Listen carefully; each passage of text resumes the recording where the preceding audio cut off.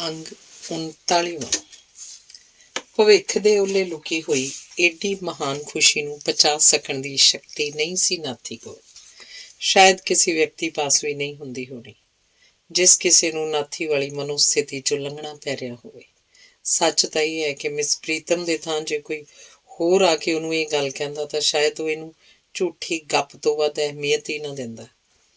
Doctor Nirankari ਨਾਂ ਦੇ ਕਿਸੇ ਵਿਅਕਤੀ ਦੁਆਰਾ ਉਹਦੀ ਹਨੇਰੀ ਦੁਨੀਆ ਨੂੰ ਜਗਮਗਾਉਣ ਦਾ ਆਸ਼ਵਾਸਨ ਦਿਵਾਇਆ ਗਿਆ ਹੈ। ਕੀ ਸੱਚਮੁੱਚ ਇੰਨੀ ਬੇਪਲਤਾ, ਕਿੰਨੀ ਬੇਸਬਰੀ ਨਾਲ ਨਾਥੀ ਉਸ ਸੁਭਾਗੀ ਘੜੀ ਦੀ ਉਡੀਕ ਕਰ ਰਿਹਾ ਸੀ ਤੇ ਉਡੀਕ ਦੇ ਨਾਲ ਨਾਲ ਕਈ ਪ੍ਰਕਾਰ ਦੀਆਂ ਕਿਆਸ ਸਰਾਈਆਂ ਵੀ ਕਰੀ ਜਾ ਰਿਹਾ ਸੀ। ਫਿਰ ਤਾਂ ਮੈਂ ਸੋਟੀ ਦੀ ਮਦਦ ਤੋਂ ਬਗੈਰ ਹੀ ਜਿੱਥੇ ਜੀ ਕਰੇਗਾ ਜਾ ਸਕਾਂਗਾ। ਟੋਹ ਕੇ ਸੁਣ ਕੇ ਕਿਸੇ ਚੀਜ਼ ਦੀ ਹੋਂਦ ਨੂੰ ਅਨੁਮਾਨਣ ਦੇ ਥਾਂ ਹਰ ਚੀਜ਼ ਨੂੰ ਵੇਖ ਕੇ ਸਮਝ ਜਾਇਆ ਕਰਾਂਗਾ। ਨਾਲੇ ਸਭਨਾਂ ਚੀਜ਼ਾਂ ਦੇ ਰੰਗ ਵੀ ਹਰਾ ਰੰਗ, ਪੀਲਾ ਰੰਗ, ਲਾਲ ਰੰਗ, ਕਾਲਾ ਰੰਗ ਤੇ ਜਿੰਨਾ ਕੁਝ ਵੀ ਉਹ ਇਸ ਬਾਰੇ ਸੋਚਦਾ, ਉਹ ਸਾਰੇ ਕੁਝ ਦਾ ਠਹਿਰਾਓ ਇਸੇ ਤੇ ਮੈਂ ਦੇ ਕੇਂਦਰ ਉੱਤੇ ਆ ਜਾਂਦਾ ਤੇ ਮੈਂ ਆਪਣੀ ਬੀਬੀ ਜੀ ਨੂੰ ਆਪਣੀਆਂ ਇਉਂ ਬਾਹਰਲੀਆਂ ਅੱਖਾਂ ਨਾਲ ਵੇਖ ਸਕਾਂਗਾ। ਜਿਵੇਂ ਉਹਦੀਆਂ ਕਲਪਨਾਵਾਂ ਦੀ ਗੱਡੀ ਇਸ ਬੀਬੀ ਜੀ ਜੰਕਸ਼ਨ ਉੱਤੇ ਆ ਕੇ ਰੁਕਦੀ, ਥੋੜ੍ਹੇ ਚਿਰ ਲਈ ਨਾਥੀ ਦਾ ਸਾਰਾ ਸਮੁੱਚਾ ਆਪਾ ਤੇ ਉਹਦੀ ਪ੍ਰਾਪਤ ਹੋਣ ਵਾਲੀ ਸਾਰੀ ਸਮੁੱਚੀ ਦਾਤ ਜਿਵੇਂ ਇਸ ਤ੍ਰੈ ਅੱਖਰੇ ਸ਼ਬਦ 'ਚ ਭੇਦ ਹੋ ਜਾਂਦੀ। ਉਹਦੀ ਦਿਮਾਗੀ ਮਸ਼ੀਨ ਫੁੱਲ ਸਪੀਡ 'ਤੇ ਚੱਲਣੀ ਸ਼ੁਰੂ ਹੋ ਜਾਂਦੀ ਕਿ ਇਸ ਵਿੱਚ ਉਹਦਾ ਸਿਰ ਪੀੜ ਕਰਨ ਲੱਗਦਾ। ਦਿਲ ਦੀ ਧੜਕਨ ਇੰਨੀ ਤੇਜ਼ ਕਿ ਉਹਨੂੰ ਦਿਲ ਦਾ ਦੌਰਾ ਪੈਣ ਦਾ ਖਤਰਾ ਮਹਿਸੂਸ ਹੋਣ ਲੱਗ ਪੈਂਦਾ। ਨਾਥੀ ਦਾ ਜੀਅ ਕਰਦਾ ਹਰ ਵੇਲੇ ਮਿਸ ਪ੍ਰੀਤਮ ਪਾਸੋਂ ਇਸੇ ਵਿਸ਼ੇ 'ਤੇ ਪੁੱਛ-ਗਿੱਛ ਕਰੀ ਜਾਵੇ। ਡਾਕਟਰ ਨਿਰੰਕਾਰੀ ਵੱਲ ਗਏ ਸੀ, ਉਹਨੇ ਕੀ ਕਿਹਾ, ਫਿਰ ਹੋਇਆ ਕੁਝ ਆਰ-ਪਾਰ, ਪਰ ਡਰਦਾ ਮਾਰਿਆ ਉਹ ਆਪਣੀ ਜ਼ਬਾਨ ਨੂੰ ਜੰਦਾ ਮਾਰੀ ਰੱਖਦਾ ਜੋ ਮਤਾ ਬੀਬੀ ਗੁੱਸਾ ਕਰ ਲਵੇ, ਮਤਾ ਝਿੜਕ ਦੇਵੇ ਕਿ ਨਾਥੀ ਤੂੰ ਤਾਂ ਨਿਰਾ ਪੂਰਾ ਪਾਗਲ ਹੈ। ਅਲਬੱਤਾ ਜਦ ਮਿਸ ਪ੍ਰੀਤਮ ਆਪ ਹੀ ਇਸ ਪ੍ਰਸੰਗ ਨੂੰ ਛੇੜ ਬਹਿੰਦੀ ਤਾਂ ਨਾਥੀ ਸਾਰੀ ਦੁਨੀਆ ਦੀ ਸੁੱਧ-ਬੁੱਧ ਭੁਲਾ ਕੇ ਉਹਦੇ ਇੱਕ-ਇੱਕ ਵਾਕ ਨੂੰ, ਇੱਕ-ਇੱਕ ਸ਼ਬਦ ਨੂੰ ਇੰਝ ਦਚਿੱਤ ਹੋ ਕੇ ਸੁਣਦਾ ਜਿਵੇਂ ਦੇਵ ਬਾਣੀ ਨੂੰ। ਪਰ ਅੱਜ ਜਿਸ ਵੇਲੇ ਮਿਸ ਪ੍ਰੀਤਮ ਨੇ ਰਾਤ ਦੇ ਖਾਓ ਪੀਓ ਤੋਂ ਵਿਹਲਿਆਂ ਹੋ ਕੇ ਉਸ ਅੱਗੇ ਇਸ ਪ੍ਰਸੰਗ ਦੀ ਵਿਆਖਿਆ ਆਰੰਭੀ ਤਾਂ ਕੁਝ ਐਸੇ ਢੰਗ ਨਾਲ ਜਿਵੇਂ ਅੰਮ੍ਰਿਤ ਦੀ ਕਟੋਰੀ 'ਚ ਜ਼ਹਿਰ ਦੇ ਕੁਝ ਤੁਪਕੇ ਮਿਲਾ ਕੇ ਉਹਨੇ ਨਾਥੀ ਦੇ ਬੁੱਲ੍ਹਾਂ ਨਾਲ ਲਾਤੇ ਹੋਣ। ਨਾਥੀ, ਹਾਂਜੀ, ਤੂੰ ਡਾਢਾ ਹੀ ਉਤਾਵਲਾ ਮਾਲੂਮ ਹੁੰਦਾ ਅੱਖਾਂ ਲਈ। ਸ਼ਾਇਦ ਨਾਥੀ ਦੇ ਦਿਲ ਦੀ ਧੜਕਣ ਵੱਧ ਚੱਲੀ ਤੇ ਗੱਲ ਦਾ ਮਤਲਬ ਸਮਝ ਕੇ ਵੀ ਉਸ ਅਗਿਆਨਤਾ ਪ੍ਰਗਟ ਕੀਤੀ। ਕੀ ਕਿਹਾ ਜੀ ਬੀਬੀ ਜੀ? ਮਚਲਾ ਨਾ ਬਣ। ਮਿਸ ਪ੍ਰੀਤਮ ਨੇ ਉਸ ਆਪਣੇ ਸਥਾਈ ਢੰਗ ਅਰਥਾਤ ਮਮਤਾ ਤੇ ਰੋਹ ਰਲਵੀਂ ਆਵਾਜ਼ 'ਚ ਕਿਹਾ। ਕੀ ਮੈਂ ਗਲਤ ਕਹਿ ਰਹੀ ਹਾਂ? ਨਾਥੀ ਤੋਂ ਬੋਲਿਆ ਨਹੀਂ ਗਿਆ। ਵੈਸੇ ਮਿਸ ਪ੍ਰੀਤਮ ਦੇ ਬੋਲਣ ਦੇ ਢੰਗ ਤੋਂ ਉਸ ਜਾਂਚ ਲਿਆ ਕਿ ਸਫਲਤਾ ਦੀ ਸਿਖਰ ਨੇੜੇ ਹੈ। ਸ਼ਾਇਦ ਮਿਸ ਪ੍ਰੀਤਮ ਨੇ ਨਾਥੀ ਨੂੰ ਪਰੇਸ਼ਾਨ ਕਰਨਾ ਮੁਨਾਸਿਬ ਨਹੀਂ ਸਮਝਿਆ। ਬੋਲੀ, ਅੱਜ ਫਿਰ ਗਈ ਸਾਂ ਡਾਕਟਰ ਨਿਰੰਕਾਰੀ ਵੱਲ। ਨਾਥੀ ਦੇ ਭਾਵਾਵੇਸ਼ ਦਾ ਇਸ ਵੇਲੇ ਇਹ ਹਾਲ ਸੀ ਕਿ ਇੰਨੀ ਆਂਗਸ ਵੀ ਨਹੀਂ ਪੈਦਾ ਕਰ ਸਕਿਆ ਜੋ ਪੁੱਛੇ ਕਿ ਫਿਰ ਕੀ ਕਿਹਾ ਡਾਕਟਰ ਨੇ। ਪਰ ਮਿਸ ਪ੍ਰੀਤਮ ਦੇ ਅਗਲੇ ਵਾਕ ਨੇ ਉਸ ਲਈ ਪੁੱਛ-ਗਿੱਛ ਦੀ ਗੁੰਜਾਇਸ਼ ਹੀ ਨਹੀਂ ਰਹਿਣ ਦਿੱਤੀ। ਕਹਿੰਦਾ ਸੀ ਫਿਲਹਾਲ ਇੱਕ ਅੱਖ ਦਾ ਇੰਤਜ਼ਾਮ ਹੋ ਗਿਆ। ਖੁਸ਼ੀ ਦੇ ਮਾਰੇ ਨਾਥੀ ਦੇ ਸਰੀਰ 'ਚ ਝੁੰਝੁਣੀ ਹੋਣ ਲੱਗੀ। ਅੱਛਾ ਜੀ, ਜੇ ਇੱਕ ਵੀ ਮਿਲ ਜਾਏ ਤਾਂ ਬੜੀ ਗਨੀਮਤ ਹੈ ਬੀਬੀ ਜੀ। ਨਾਲੇ ਕਹਿੰਦਾ ਸੀ ਇਹ ਆਪਰੇਸ਼ਨ ਆਮ ਨਾਲੋਂ ਕਾਫੀ ਸਖਤ ਹੁੰਦਾ ਹੈ, ਜਿਸ ਕਰਕੇ ਵਾਰੀ-ਵਾਰੀ ਇੱਕ-ਇੱਕ ਅੱਖ ਦਾ ਹੀ ਕਰਨਾ ਪੈਂਦਾ ਹੈ। ਨਾਥੀ ਦੇ ਅੰਦਰ ਪ੍ਰਸ਼ਨਾਂ ਦਾ ਜਿਵੇਂ ਢੇਰ ਲੱਗ ਹੀ ਜਾ ਰਿਹਾ ਸੀ। ਕਦੋਂ ਹੋਏਗਾ ਆਪਰੇਸ਼ਨ? ਕਿੰਨਾ ਕੁ ਚਿਰ ਹਸਪਤਾਲ 'ਚ ਰਹਿਣਾ ਪਏਗਾ? ਪਰ ਮਿਸ ਪ੍ਰੀਤਮ ਨੂੰ ਗੱਲਾਂ ਦਾ ਰੁਖ ਕੁਝ ਐਸੇ ਢੰਗ ਨਾਲ ਬਦਲ ਦਿੱਤਾ ਕਿ ਪੁੱਛ-ਗਿੱਛ ਕਰਨ ਦਾ ਉਹਨੂੰ ਮੌਕਾ ਹੀ ਨਹੀਂ ਮਿਲਿਆ। ਹਲਾ ਇੱਕ ਗੱਲ ਪੁੱਛਾਂ ਨਾਥੀ? ਪੁੱਛੋ ਬੀਬੀ ਜੀ, ਸੱਚੋ ਸੱਚ ਦੱਸੀ। ਪਰ ਨਾਥੀ ਕੁਝ ਨਹੀਂ ਬੋਲਿਆ, ਪਰ ਉਹਦਾ ਮੌਨ ਜਿਵੇਂ ਮੂੰਹੋਂ ਬੋਲ ਕੇ ਆਖ ਰਿਹਾ ਸੀ, ਤੁਹਾਨੂੰ ਅਜੇ ਵੀ ਇਸ 'ਚ ਸ਼ੱਕ ਹੈ? ਤੇ ਮਿਸ ਪ੍ਰੀਤਮ ਨੇ ਨਾਥੀ ਦਾ ਖਾਮੋਸ਼ ਜਵਾਬ ਕਾਫੀ ਸਮਝਦਿਆਂ ਹੋਇਆਂ ਅਗਲੀ ਗੱਲ ਛੇੜੀ। ਭਲਾ ਨਾਥੀ, ਜੇ ਤੈਨੂੰ ਦਿਖਾਈ ਦੇਣ ਲੱਗ ਪਿਆ ਤਾਂ ਸਭ ਤੋਂ ਪਹਿਲਾਂ ਤੂੰ ਕਿਹੜੀ ਚੀਜ਼ ਵੇਖਣੀ ਪਸੰਦ ਕਰੇਗਾ? ਨਾਥੀ ਦੀ ਜ਼ਬਾਨ ਸ਼ਾਇਦ ਅਜੇ ਵੀ ਉਹਦਾ ਕਹਿਣਾ ਮੰਨਣ ਨੂੰ ਤਿਆਰ ਨਹੀਂ ਸੀ, ਪਰ ਸਵਾਲ ਵੀ ਤਾਂ ਐਸਾ ਨਹੀਂ ਸੀ ਜਿਹਨੂੰ ਟਾਲ ਸਕਦਾ, ਉਹਦੇ ਵੱਸ 'ਚ ਹੋਵੇ। ਕੁਝ ਝਿਜਕਦਾ, ਕੁਝ ਸੰਗਦਾ ਬੋਲਿਆ, ਭਲਾ ਇਹ ਵੀ ਕੋਈ ਪੁੱਛਣ ਵਾਲੀ ਗੱਲ ਹੈ ਬੀਬੀ ਜੀ? ਮੇਰੇ ਲਈ ਜਿਹੜੀ ਚੀਜ਼ ਸਾਰੀ ਦੁਨੀਆ ਨਾਲੋਂ ਕੀਮਤੀ ਏ ਉਹਨੂੰ ਛੱਡ ਕੇ ਕੀ ਕਿਸੇ ਹੋਰ ਚੀਜ਼ ਨੂੰ ਪਹਿਲ ਪਲਾਈ ਵੇਖਣ ਚਾਹਾਂਗਾ? ਕਿਹੜੀ ਚੀਜ਼ ਏ ਉਹ? ਨਾਥੀ ਨੂੰ ਵੀ ਰਤਾ ਕੋ ਰੂਪ ਦੱਸਣ ਦੀ ਆਂਗਸ ਹੋ ਗਈ। ਸਭੋ ਕੁਝ ਜਾਣਦੇ ਬੁੱਝਦੇ ਹੋਏ ਕਿਉਂ ਪੀਠੇ ਨੂੰ ਪੀਂਦੇ ਪਏ ਜੇ ਬੀਬੀ ਜੀ? ਮਿਸ ਪ੍ਰੀਤਮ ਨੂੰ ਸ਼ਾਇਦ ਇਸ ਵੇਲੇ ਪੀਠੇ ਨੂੰ ਪੀਣ ਵਿੱਚ ਹੀ ਸਵਾਦ ਆ ਰਿਹਾ ਸੀ। ਮੈਂ ਕੋਈ ਤੇਰੇ ਵਾਂਗ ਅੰਤਰਜਾਮਣੀ ਹਾਂ? ਪਰ ਬੀਬੀ ਜੀ, ਮੇਰੀ ਅੰਤਰਜਾਮਤਾ ਤਾਂ ਉਦੋਂ ਤੋਂ ਹੀ ਖਤਮ ਹੋ ਚੁੱਕੀ ਹੈ ਜਦ ਤੋਂ ਅਸੀਂ ਇੱਥੇ ਆਏ ਹਾਂ। ਕੀ ਮਤਲਬ ਇਹ ਕਿ ਪਹਿਲਾਂ ਤੁਸੀਂ ਰਾਤੀ ਸੁੱਤੇ ਸੁੱਤੇ ਮੂੰਹ 'ਚ ਕੁਝ ਨਾ ਕੁਝ ਬੋਲਦੇ ਰਹਿੰਦੇ ਸੀ, ਜਿਹਨੂੰ ਸੁਣ ਕੇ ਮੈਂ ਤੁਹਾਡੇ ਦਿਲ ਦੀਆਂ ਗੱਲਾਂ ਭਾਂਪ ਲੈਂਦਾ ਸੀ, ਪਰ ਹੁਣ ਤਾਂ ਤੁਸੀਂ ਆਦਤ ਛੱਡ ਦਿੱਤੀ ਇੱਥੇ ਆ ਕੇ। ਮਿਸ ਪ੍ਰੀਤਮ ਉੱਤੇ ਅੱਜ ਪਹਿਲੀ ਵਾਰ ਇਹ ਭੇਦ ਖੁੱਲਿਆ ਕਿ ਇੱਥੇ ਆਉਣ ਤੋਂ ਬਾਅਦ ਉਹਦੀ ਉਹ ਜਮਾਂਦਰੂ ਆਦਤ ਛੁੱਟ ਗਈ ਹੈ, ਤੇ ਇਹ ਜਾਣ ਕੇ ਉਹਦੇ ਦਿਲ ਨੂੰ ਖੁਸ਼ੀ ਹੋਈ। ਮਿਸ ਪ੍ਰੀਤਮ ਨਾਥੀ ਦੀ ਇਸ ਤਰਕ ਅੱਗੇ ਠਹਿਰ ਨਹੀਂ ਸਕੀ। ਤੇਰਾ ਮਤਲਬ ਹੈ ਕਿ ਅੱਖਾਂ ਦੀ ਜੋਤ ਮਿਲਣ ਤੋਂ ਬਾਅਦ ਸਭ ਤੋਂ ਪਹਿਲਾਂ ਤੂੰ ਮੈਨੂੰ ਵੇਖਣਾ ਚਾਹੇਂਗਾ? ਨਾਥੀ ਨੇ ਕੇਵਲ ਸਿਰ ਦੀ ਹਰਕਤ ਦੁਆਰਾ ਹਾਮੀ ਭਰੀ, ਮੂੰਹੋਂ ਕੁਝ ਨਹੀਂ ਬੋਲਿਆ। ਪਰ ਨਾਥੀ ਜਿਵੇਂ ਗੱਲ ਨੂੰ ਤੋਲ ਕੇ ਕਹਿ ਰਹੀ ਹੋਵੇ ਬੋਲੀ, ਸ਼ਾਇਦ ਤੂੰ ਨਹੀਂ ਜਾਣਦਾ, ਨਾ ਹੀ ਅੱਜ ਤੱਕ ਤੈਨੂੰ ਕਿਸੇ ਨੇ ਦੱਸਿਆ ਹੋਏਗਾ ਕਿ... ਤੇ ਉਹ ਬੋਲਦੀ ਰੁਕ ਗਈ। ਨਾਥੀ ਦਾ ਤੌਖਲਾ ਵਧਣ ਲੱਗਾ। ਕੀ ਬੀਬੀ ਜੀ, ਚੁੱਪ ਕਿਉਂ ਕਰ ਗਏ? ਮੇਰਾ ਮਤਲਬ ਇਹ ਮੈਂ ਕਹਿ ਰਹੀ ਸਾਂ ਕਿ ਮੇਰਾ ਮੂੰਹ ਮੁਹਾਂਦਰਾ ਤਾਂ ਡਾਢਾ ਹੀ ਕਸੋਹਣਾ ਹੈ, ਜਿਹਨੂੰ ਤੂੰ ਪਤਾ ਨਹੀਂ ਕੀ ਸਮਝੀ ਬੈਠਾ ਹੈ। ਮੈਨੂੰ ਡਰ ਏ ਨਾਥੀ ਕਿ... ਕੁਝ ਤਾਂ ਮਿਸ ਪ੍ਰੀਤਮ ਅਟਕ ਕੇ ਬੋਲ ਰਹੀ ਸੀ, ਉਤੋਂ ਨਾਥੀ ਦੀ ਤਾੜਨਾ ਨੇ ਉਹਨੂੰ ਹੋਰ ਵੀ ਗੂੰਗੀ ਬਣਾ ਦਿੱਤਾ। ਬਸ ਕਰੋ ਬੀਬੀ ਜੀ, ਰੱਬ ਦਾ ਵਾਸਤਾ ਜੀ, ਹੋਰ ਨਾ ਕੁਝ ਮੂੰਹੋਂ ਕੱਢਣਾ। ਜਿਨ੍ਹਾਂ ਅੱਖਾਂ ਨੂੰ ਦੇਵੀ ਦੇਵਤਿਆਂ ਦਾ ਦਰਸ਼ਨ ਨਾ ਪਾਉਂਦਾ ਹੋਵੇ, ਇਹੋ ਜਿਹੀਆਂ ਨਹਿਸ਼ ਅੱਖਾਂ ਵਿੱਚ ਸੂਏ ਨਹੀਂ ਖੁਬੋ ਦਈਏ। ਸੁਣ ਕੇ ਮਿਸ ਪ੍ਰੀਤਮ ਨੇ ਇੱਕ ਲੰਮਾ ਸਾਰਾ ਉਸਾਸ ਭਰਿਆ, ਸ਼ਾਇਦ ਐਸਾ ਉਸਾਸ ਜਿਸ 'ਚ ਕਿੰਨਾ ਹੀ ਕੁਝ ਰਲਿਆ ਸੀ, ਹੁਲਾਸ, ਆਦਰ, ਮਮਤਾ, ਸੰਤੋਖ ਤੇ ਹੋਰ ਨਾ ਜਾਣੀਏ ਕੀ। ਇਦੋਂ ਵੱਧ ਪ੍ਰਸੰਗ ਨੂੰ ਨਾ ਲੰਮਿਆਰਨ ਦੇ ਖਿਆਲੋਂ ਮਿਸ ਪ੍ਰੀਤਮ ਨੇ ਦੂਜੀ ਗੱਲ ਛੇੜੀ। ਸੱਚ ਇੱਕ ਗੱਲ ਦੱਸਣ ਦਾ ਮੈਨੂੰ ਚੇਤਾ ਹੀ ਭੁੱਲ ਗਿਆ, ਮੈਨੂੰ ਸ਼ਾਇਦ ਭਲਕੇ ਪਰਸੋਂ ਇੰਟਰਵਿਊ ਲਈ ਬਾਹਰ ਜਾਣਾ ਪਵੇ। ਤੇ ਨਾਥੀ ਦੇ ਪੁੱਛਣ ਤੇ ਉਸ ਦੱਸਿਆ ਕਿ ਪਿਛਲੇ ਕਈ ਦਿਨਾਂ ਤੋਂ ਜਿਹੜੀਆਂ ਉਹ ਲੋਕਲ ਤੇ ਬਾਹਰਲੇ ਸਕੂਲਾਂ ਨੂੰ ਅਰਜ਼ੀਆਂ ਭੇਜ ਰਹੀ ਸੀ, ਇਹ ਉਸੇ ਦਾ ਫਲ ਹੈ। ਨਾਥੀ ਨੂੰ ਬਹੁਤ ਖੁਸ਼ੀ ਹੋਈ ਇਹ ਖੁਸ਼ਖਬਰੀ ਸੁਣ ਕੇ। ਇਸ ਬਾਰੇ ਹੋਰ ਕੁਝ ਪੁੱਛਦਾ ਕਿ ਉਹਨੂੰ ਉਹੀ ਪਹਿਲਾਂ ਵਾਲਾ ਪ੍ਰਸੰਗ ਯਾਦ ਹੋ ਆਇਆ। ਹਾਂ ਸੱਚ, ਤੁਸੀਂ ਲੱਗੇ ਸੋ ਦੱਸਣ ਜੋ ਅੱਜ ਫੇਰ ਤੁਸੀਂ ਡਾਕਟਰ ਨਿਰੰਕਾਰੀ ਦੀ ਕੋਠੀ ਗਏ ਸੋ। ਹੋਰ ਕੀ ਕੁਝ ਕਿਹਾ ਸੁਣਿਆ ਉਹਨੇ? ਤੇ ਮਿਸ ਪ੍ਰੀਤਮ ਨੇ ਇੰਨਾ ਹੀ ਆਖ ਕੇ ਇਸ ਕਥਾ ਦਾ ਭੋਗ ਪਾਤਾ, ਭਲਕੇ ਆਏਗਾ ਉਹ, ਸਾਰਾ ਕੁਝ ਤੂੰ ਉਹਦੀ ਜ਼ੁਬਾਨੀ ਸੁਣ ਲਈ। ਵਾਰਤਾਲਾਪ ਨਾਥੀ ਲਈ ਬੜਾ ਹੀ ਉਤਸ਼ਾਹਜਨਕ ਤੇ ਦਿਲ ਹੁਲਸਾਊ ਸੀ, ਖਾਸ ਤੌਰ ਤੇ ਇਸ ਲਈ ਕਿ ਭਲਕੇ ਡਾਕਟਰ ਨਿਰੰਕਾਰੀ ਆਪ ਉਸ ਪਾਸ ਆ ਰਿਹਾ, ਉਹਦੀਆਂ ਅੱਖਾਂ ਦਾ ਮੁਲਾਇਜ਼ਾ ਕਰਨ ਲਈ। ਪਰ ਉਹਦੀ ਖੁਸ਼ੀ ਦੀ ਅਸਚਰਜ ਦੀ ਕੋਈ ਹੱਦ ਨਾ ਰਹੀ ਜਦ ਅਗਲੇ ਦਿਨ ਦਾ ਸੂਰਜ ਚੜ੍ਹਦਿਆਂ ਜਿੱਥੇ ਡਾਕਟਰ ਨਿਰੰਕਾਰੀ ਦੀ ਆਮਦ ਹੋਈ, ਉੱਥੇ ਨਾਲ ਹੀ ਅੱਖਾਂ ਦੇ ਹਸਪਤਾਲ ਵਿੱਚ ਉਹਨੂੰ ਦਾਖਲਾ ਵੀ ਮਿਲ ਗਿਆ। ਚੱਟ ਰੋਟੀ ਪੱਟ ਦਾਲ ਵਾਲੀ ਗੱਲ। ਬਾਕੀ ਰਿਹਾ ਆਸ਼ਰਮ ਵੱਲੋਂ ਛੁੱਟੀ ਮਿਲਣ ਦਾ ਸਵਾਲ। ਇਹ ਕੰਮ ਤਾਂ ਹੈ ਹੀ ਡਾਕਟਰ ਨਿਰੰਕਾਰੀ ਦੇ ਹੱਥ ਸੀ, ਜਦਕਿ ਅੰਧ ਵਿਦਿਆਲੇ ਦਾ ਉਹ ਆਨਰੇਰੀ ਸਕੱਤਰ ਸੀ। ਉਤੋਂ ਅਗਲੇ ਦਿਨ ਜਦ ਨਾਥੀ ਨੂੰ ਅੱਖਾਂ ਦੇ ਹਸਪਤਾਲ 'ਚ ਦਾਖਲ ਕਰਾਇਆ ਗਿਆ ਤਾਂ ਉਹਦਾ ਦਿਲ ਇਹ ਗੱਲ ਸਵੀਕਾਰ ਕਰਨੋਂ ਆ ਰਹੀ ਸੀ ਕਿ ਸੱਚੀ ਮੁੱਚੀ ਭਾਗ ਵਿਧਾਤਾ ਉਸ ਉੱਤੇ ਏਡੀ ਜਲਦੀ ਟੁੱਟ ਸਕਦਾ ਹੈ। ਮਿਸ ਪ੍ਰੀਤਮ ਨੇ, ਜਿਹਦੀ ਹਰ ਇੱਕ ਗੱਲ ਪੱਥਰ ਤੇ ਲਕੀਰ ਸਮਝਦਾ ਸੀ, ਭਾਵੇਂ ਪੂਰੇ ਦਾਅਵੇ ਨਾਲ ਉਹਨੂੰ ਭਰੋਸਾ ਦਿਵਾਉਣ ਦੀ ਕੋਸ਼ਿਸ਼ ਕੀਤੀ ਕਿ ਡਾਕਟਰ ਨਿਰੰਕਾਰੀ ਦੀ ਕਿਰਪਾ ਨਾਲ ਆਪਰੇਸ਼ਨ ਹੋਣ ਤੋਂ ਪੂਰੇ 30 ਦਿਨਾਂ ਬਾਅਦ ਨਾਥੀ ਦੀ ਸੱਜੀ ਅੱਖ ਵਿੱਚ ਜੋਤ ਆ ਜਾਏਗੀ। ਪਰ ਮੁੜ ਨਾਥੀ ਸੋਚਦਾ ਹੈ ਕਿ ਅਸੰਭਵ ਹੋ ਸਕਦਾ ਹੈ। ਕਦੀ ਪੱਥਰ ਵੀ ਬੋਲਣ ਲੱਗ ਪੈਂਦੇ ਨੇ, ਕਦੀ ਲੂਲੇ ਪਿੰਗਲੇ ਵੀ ਹਿਮਾਲਾ ਦੀ ਚੋਟੀ ਨੂੰ ਛੋਹ ਸਕਦੇ ਨੇ। ਡਾਕਟਰ ਨਿਰੰਕਾਰੀ ਨੇ ਇਸ ਗੱਲ ਦੀ ਹਾਮੀ ਭਰਦਿਆਂ ਪੂਰੇ ਵੇਰਵੇ ਨਾਲ ਉਹਨੂੰ ਦੱਸਿਆ ਕਿ ਦੁਨੀਆ ਦੀ ਇੱਕ ਸਰਬ ਸਾਂਝੀ ਸੰਸਥਾ ਤੋਂ ਜਿਹੜੀ ਅਣਸਰਦੇ ਲੋੜਵੰਦਾਂ ਲਈ ਅੱਖਾਂ ਦੇ ਬੈਂਕਾਂ ਪਾਸੋਂ ਅੱਖਾਂ ਪ੍ਰਾਪਤ ਕਰਕੇ ਮੁਫਤ ਸਪਲਾਈ ਕਰਦੀ ਹੈ। ਉਹਨੇ ਦੱਸਿਆ ਕਿ ਬੜੇ ਯਤਨਾਂ ਨਾਲ ਨਾਥੀ ਲਈ ਉਹਨੇ ਇੱਕ ਅੱਖ ਦਾ ਪ੍ਰਬੰਧ ਕੀਤਾ, ਜਿਹੜੀ ਹਵਾਈ ਜਹਾਜ਼ ਰਾਹੀਂ ਇੱਥੇ ਭੇਜੀ ਗਈ ਹੈ। ਅੱਖਾਂ ਦਾ ਸਪੈਸ਼ਲ ਵਾਰਡ ਤੇ ਸਪੈਸ਼ਲ ਵਾਰਡ ਵਿੱਚ 2 ਮੰਜਿਆਂ ਦਾ ਕਮਰਾ, ਜਿਸ 'ਚ ਹਰ ਤਰ੍ਹਾਂ ਦੀਆਂ ਸਹੂਲਤਾਂ ਮੌਜੂਦ ਸਨ। ਨਾਥੀ ਨੂੰ ਰਿਕਸ਼ਾ ਵਿੱਚੋਂ ਉਤਾਰ ਕੇ ਮਿਸ ਪ੍ਰੀਤਮ ਉਸ ਕਮਰੇ ਵੱਲ ਜਾ ਰਹੀ ਸੀ ਤੇ ਪੁੱਛਦੀ ਹੋਈ, ਭਲਾ ਅਜੇ ਵੀ ਤੈਨੂੰ ਯਕੀਨ ਆਇਆ ਕਿ ਨਹੀਂ ਨਾਥੀ? ਕਿਹੜੀ ਗੱਲ ਦਾ ਬੀਬੀ ਜੀ? ਕਿ ਮਹੀਨੇ ਬਾਅਦ ਤੂੰ ਵੇਖਣ ਲੱਗ ਪਏਗਾ? ਜਦ ਤੁਸੀਂ ਪਏ ਕਹਿੰਦੇ ਹੋ ਤਾਂ ਯਕੀਨ ਕਿੱਕਣ ਨਹੀਂ ਆਏਗਾ ਮੈਨੂੰ, ਪਰ ਮੈਨੂੰ ਨਹੀਂ ਯਕੀਨ ਜੋ ਤੈਨੂੰ ਅਜੇ ਵੀ ਯਕੀਨ ਆਇਆ ਹੋਵੇ। ਨਾਥੀ ਹੱਸ ਪਿਆ। ਕਮਰੇ ਵਿੱਚ ਪ੍ਰਵੇਸ਼ ਕੀਤਾ ਦੋਵਾਂ ਨੇ। ਨਾ ਥਾ ਤੇਰਾ ਹੀ ਮੰਜਾ, ਉਹਨੂੰ ਲੋਹੇ ਦੇ ਗੱਦੇਦਾਰ ਮੰਜੇ ਤੇ ਬਿਠਾਉਂਦੀ ਮਿਸ ਪ੍ਰੀਤਮ ਬੋਲੀ। ਕਿਹੜਾ ਗੁਦਗੁਦਾਏ ਹੱਥਾਂ ਨਾਲ ਟੋਏ ਨਾ ਰਤਾ। ਨਾਥੀ ਦੋਹਾਂ ਹੱਥਾਂ ਨਾਲ ਵਿਛਾਉਣੇ ਨੂੰ ਦਬਾਉਂਦਾ ਹੋਇਆ, ਤੇ ਤੁਹਾਡਾ ਮੰਜਾ ਬੀਬੀ ਜੀ? ਮੇਰਾ? ਮਿਸ ਪ੍ਰੀਤਮ ਹੱਸ ਪਈ। ਸ਼ੁਦਾਈ ਨਾ ਹੋਏ ਤੇ ਮਰਦਾਨਾ ਵਾਰਡ ਏ, ਕੋਈ ਜਨਾਨਾ ਥੋੜਾ। ਤੇ ਬੀਬੀ ਜੀ? ਕੁਝ ਘਬਰਾ ਕੇ ਉਹ ਬੋਲਿਆ, ਤੇ ਮੈਂ ਇੱਥੇ ਇਕੱਲਾ ਰਹਾਂਗਾ? ਇਕੱਲਾ ਕਿਉਂ? ਆਸ਼ਰਮ ਦਾ ਸੇਵਾਦਾਰ ਹਰ ਵੇਲੇ ਤੇਰੇ ਕੋਲ ਹੋਏਗਾ। ਇਹ ਨਾਲ ਦਾ ਦੂਜਾ ਮੰਜਾ ਉਸੇ ਲਈ ਹੈ। ਨਾਥੀ ਨੇ ਦੂਜਾ ਪ੍ਰਸ਼ਨ ਕੀਤਾ, ਤੇ ਬੀਬੀ ਜੀ ਮੇਰੀ ਨੌਕਰੀ ਦਾ ਕੀ ਬਣੇਗਾ? ਨੌਕਰੀ ਤਾਂ ਸਗੋਂ ਪੱਕੀ ਹੋ ਗਈ ਸਮਝ ਤੂੰ, ਜਦਕਿ ਤੂੰ ਆਸ਼ਰਮ ਦੀ ਸ਼ਰਤ ਪੂਰੀ ਕਰ ਰਿਹਾ, ਤੇ ਮੇਰੀ ਥਾਂ ਪੜ੍ਹਾਏਗਾ ਕੌਣ? ਅੱਗੇ ਕੌਣ ਪੜ੍ਹਾਉਂਦਾ ਸੀ? ਡਾਕਟਰ ਨਿਰੰਕਾਰੀ ਨੇ 1.5 ਮਹੀਨੇ ਦੀ ਛੁੱਟੀ ਮਨਜ਼ੂਰ ਕਰਵਾ ਲਈ ਹੈ ਤੇਰੀ। ਸ਼ਾਇਦ ਗੱਲ ਨਹੀਂ, ਮੈਂ ਤੈਨੂੰ ਦੱਸੀ, ਡਾਕਟਰ ਹੋਰੀ ਆਸ਼ਰਮ ਦੀ ਮੈਨੇਜਿੰਗ ਕਮੇਟੀ ਦੇ ਸਕੱਤਰ ਨੇ।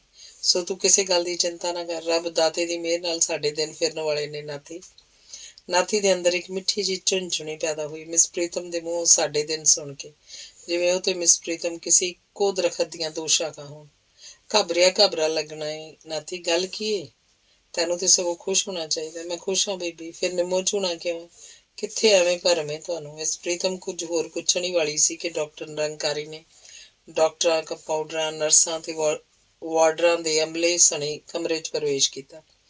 ਹੈਲੋ ਮਾਸਟਰ ਜੀ, ਆ ਪਹੁੰਚੇ? ਨਾਥੀ ਕੁਝ ਬੱਚੀ ਪੈ ਗਿਆ। ਏਡੇ ਵੱਡੇ ਆਦਮੀ ਦੇ ਮੂੰਹੋਂ ਆਪਣੇ ਲਈ ਮਾਸਟਰ ਜੀ ਸੰਬੋਧਨ ਸੁਣ ਕੇ ਜਿਵੇਂ ਕਾਂ ਨੂੰ ਕਿਸੇ ਨੇ ਰਾਜ ਹੰਸ ਕਹਿ ਦਿੱਤਾ ਹੋਵੇ। ਤੁਹਾਡੀ ਮਿਹਰਬਾਨੀ ਡਾਕਟਰ ਜੀ। ਪਰਸੋਂ ਤੁਹਾਡਾ ਆਪਰੇਸ਼ਨ ਹੋਏਗਾ। ਉੱਚਰ ਤੀਕ ਲਗਾਤਾਰ ਟੀਕੇ ਲੱਗਦੇ ਰਹਿਣਗੇ ਤੁਹਾਨੂੰ। ਅੱਛਾ ਜੀ, ਘਬਰਾਣਾ ਨਾ, ਤੁਹਾਨੂੰ ਕਿਸੇ ਕਿਸਮ ਦੀ ਤਕਲੀਫ ਨਹੀਂ ਹੋਏਗੀ। ਜਵਾਬ ਨਾਥੀ ਦੀ ਥਾਂ ਮਿਸ ਪ੍ਰੀਤਮ ਨੇ ਦਿੱਤਾ। ਘਬਰਾਣਗੇ ਕਿਉਂ ਪਿਤਾ ਜੀ? ਜਿੱਥੇ ਤੁਸੀਂ ਹੋ ਉੱਥੇ 9 ਨਿਦਾਂ 18 ਸਿੱਧਾ। ਉਰੇ ਕਰੋ ਮਾਸਟਰ ਜੀ, ਖੱਬੀ ਬਾਂਹ ਰਤਾ। ਨਾਥੀ ਨੇ ਬਾਂਹ ਅੱਗੇ ਕੀਤੀ। ਮਿਸ ਪ੍ਰੀਤਮ ਨੇ ਬਾਂਹ ਉੱਤੇ ਕਮੀਜ਼ ਪਿਛਾਂਹ ਸਰਕਾ ਕੇ ਉਹਦਾ ਡੋਲਾ ਨੰਗਾ ਕੀਤਾ। ਪੀੜ ਤੇ ਨਹੀਂ ਜੇ ਹੋਈ ਮਾਸਟਰ ਜੀ? ਡੋਲੇ 'ਚ ਸੂਈ ਖਿੱਚਦਿਆਂ ਡਾਕਟਰ ਨਿਰੰਕਾਰੀ ਨੇ ਉਹਨੂੰ ਪੁੱਛਿਆ। ਨਹੀਂ ਡਾਕਟਰ ਜੀ, ਭਲਾ ਇਹੋ ਜਿਹੀ ਪੀੜ ਨੂੰ ਕੀ ਜਾਣਨਾ ਵਾ ਮੈਂ। ਸ਼ਾਬਾਸ਼, ਡਾਕਟਰ ਨੇ ਉਹਦਾ ਮੋਢਾ ਥਾਪੜਿਆ ਤੇ ਵੇਖਦਿਆਂ ਕਮਰਾ ਖਾਲੀ ਹੋ ਗਿਆ। ਹੁਣ ਮੈਂ ਜਾਵਾਂ ਨਾਥੀ? ਮਿਸ ਪ੍ਰੀਤਮ ਨੇ ਮੰਜੇ ਤੋਂ ਉੱਠਦਿਆਂ ਉਹਨੂੰ ਪੁੱਛਿਆ। ਤੁਸੀਂ? ਹਾਂ, ਜਾਓ। ਫਿਰ ਕਿਸ ਵੇਲੇ ਆਓਗੇ ਬੀਬੀ ਜੀ? ਉਹਦਾ ਮੋਢਾ ਥਾਪੜਦੀ ਹੋਈ ਮਿਸ ਪ੍ਰੀਤਮ ਬੋਲੀ, ਮੈਂ ਜੇ ਹਰ ਵੇਲੇ ਤੇਰੇ ਨਾਲ ਬੱਝੀ ਰਹੀ ਤਾਂ ਕੰਮ ਕਿੱਕਣ ਚੱਲੇਗਾ ਨਾਥੀ। ਤੈਨੂੰ ਦੱਸ ਚੁੱਕੀ ਹਾਂ, ਮੈਨੂੰ ਇੰਟਰਵਿਊ ਲਈ ਬਾਹਰ ਜਾਣਾ ਪੈ ਰਿਹਾ, ਪਰ ਤੂੰ ਨਿਸ਼ਚਿੰਤ ਰਹੋ, ਮੇਰੇ ਪਿੱਛੋਂ ਤੈਨੂੰ ਕਿਸੇ ਕਿਸਮ ਦੀ ਕੋਈ ਦਿੱਕਤ ਨਹੀਂ ਹੋਏਗੀ। ਨਾਥੀ ਕੁਝ ਪਰੇਸ਼ਾਨੀ ਜਿਹੀ 'ਚ ਬੋਲਿਆ। ਕਦੋਂ ਜਾਣਾ ਜੀ ਬੀਬੀ ਜੀ? ਸ਼ਾਇਦ ਅੱਜ ਹੀ ਚਲੀ ਜਾਵਾਂ। ਅੱਜ ਹੀ? ਤੇ ਮੁੜ ਗਏ ਕਦੋਂ? ਕੁਝ ਦਿਨ ਲੱਗ ਹੀ ਜਾਣਗੇ। ਪਰ ਆਪਰੇਸ਼ਨ ਵੇਲੇ ਤੁਸੀਂ ਜ਼ਰੂਰ ਮੇਰੇ ਕੋਲ ਹੋਣਾ ਬੀਬੀ ਜੀ। ਕੋਸ਼ਿਸ਼ ਤਾਂ ਕਰਾਂਗੀ, ਪਰ ਜੇ ਨਾ ਵੀ ਪਹੁੰਚ ਸਕੀ ਤਾਂ ਚਿੰਤਾ ਵਾਲੀ ਕੋਈ ਗੱਲ ਨਹੀਂ। ਡਾਕਟਰ ਹੋਰੀ ਬੜੇ ਮਿਹਰਬਾਨ ਨੇ, ਮੈਨੂੰ ਸਖੀਆਂ ਧੀਆਂ ਦੇ ਤੁੱਲ ਜਾਣਦੇ ਨੇ। ਚੰਗਾ ਬੀਬੀ ਜੀ। ਨਾਥੀ ਕੁਝ ਸੁਸਤ ਜਿਹੀ ਆਵਾਜ਼ 'ਚ ਬੋਲਿਆ। ਤੁਸੀਂ ਮੇਰਾ ਕੋਈ ਫਿਕਰ ਨਾ ਕਰਨਾ। ਮਿਸ ਪ੍ਰੀਤਮ ਉਹਦੇ ਦੋਵਾਂ ਹੱਥਾਂ ਨੂੰ ਘੁੱਟਦੀ ਤੇ ਆਖਦੀ ਹੋਈ ਕਮਰੇ 'ਚੋਂ ਬਾਹਰ ਨਿਕਲ ਗਈ। ਰੱਬ ਰਾਖਾ ਮੇਰੇ ਨਾਥੀ ਦਾ। ਅੰਗ 40ਵਾਂ।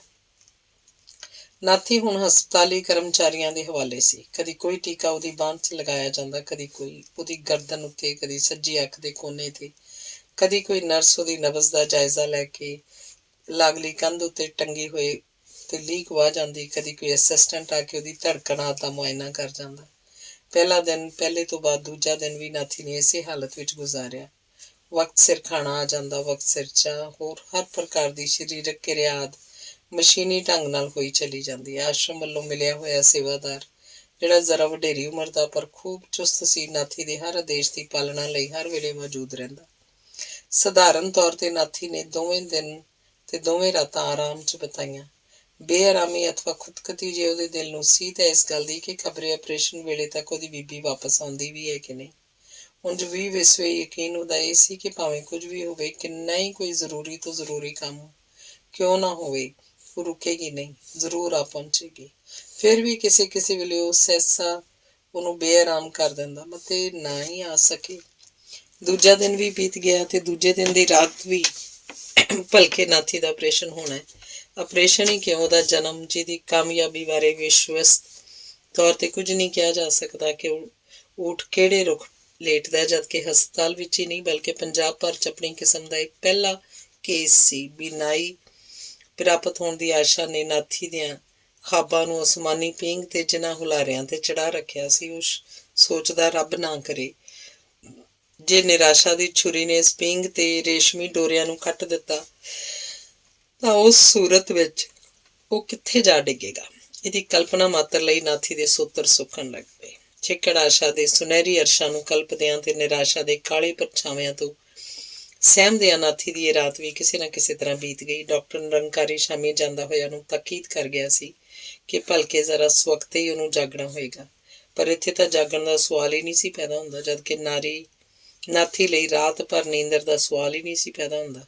ਫਿਰ ਵੀ ਡਾਕਟਰ ਦੀ ਹਦਾਇਤ ਅਨੁਸਾਰ ਉਹ ਮੂੰਹ ਝਾਖੜੇ ਹੀ ਉੱਠ ਬੈਠਾ, ਇਸ ਆਸ਼ਾ ਨੂੰ ਲੈ ਕੇ ਕਿ ਉਹਦੀ ਬੀਬੀ ਜੀ ਹੁਣ ਆਈ, ਘੜੀ ਨੂੰ ਆਈ।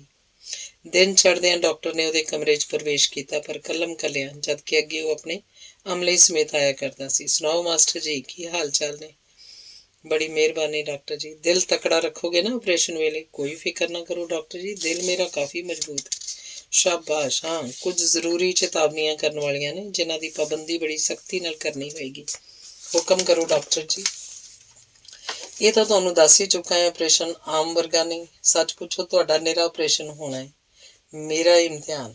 ਕਿਉਂਕਿ ਇਸ ਕਿਸਮ ਦੇ ਕੇਸ ਸਾਡੇ ਮੁਲਕ ਵਿੱਚ ਅਜੇ ਤੱਕ ਇੱਕਾ ਦੁੱਕਾ ਤੋਂ ਵੱਧ ਨਹੀਂ ਵੇਖਣ ਚ ਆਏ। ਪਰ ਮੇਰੀ ਕਾਮਯਾਬੀ ਤਾਂ ਹੀ ਯਕੀਨੀ ਹੋ ਸਕੇਗੀ ਜੇ ਤੁਸੀਂ ਇਸ 'ਚ ਮੈਨੂੰ ਪੂਰੀ ਮਿਲਵਰਤਨ ਦਿਓਗੇ। ਤੁਹਾਡੀ ਜ਼ਰਾ ਜਿੰਨੀ ਅਣਗਹਿਲੀ ਵੀ ਮੇਰੀ ਮਿਹਨਤ ਨੂੰ ਚੌੜ ਚਪੱਟ ਕਰ ਸਕਦੀ ਹੈ।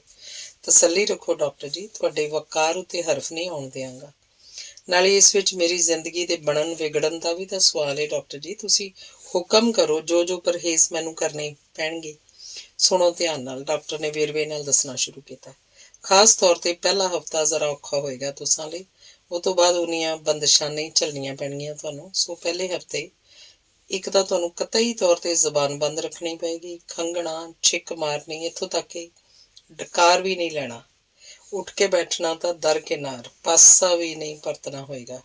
ਮੂੰਹ ਤਾਣੇ ਪਿਆ ਰਹਿਣਾ ਹੋਏਗਾ। ਚੱਟੀ ਪਿਸ਼ਾਬ ਵੀ ਤੁਹਾਨੂੰ ਮੰਜੇ ਤੇ ਹੀ ਖਾਸ ਤਰੀਕੇ ਨਾਲ ਕਰਾਇਆ ਜਾਏਗਾ। ਖਾਣਾ ਪੀਣਾ ਵੀ ਲੇਟਿਆਂ ਲੇਟਿਆਂ ਹੀ ਕਰਾਇਆ ਜਾਏ।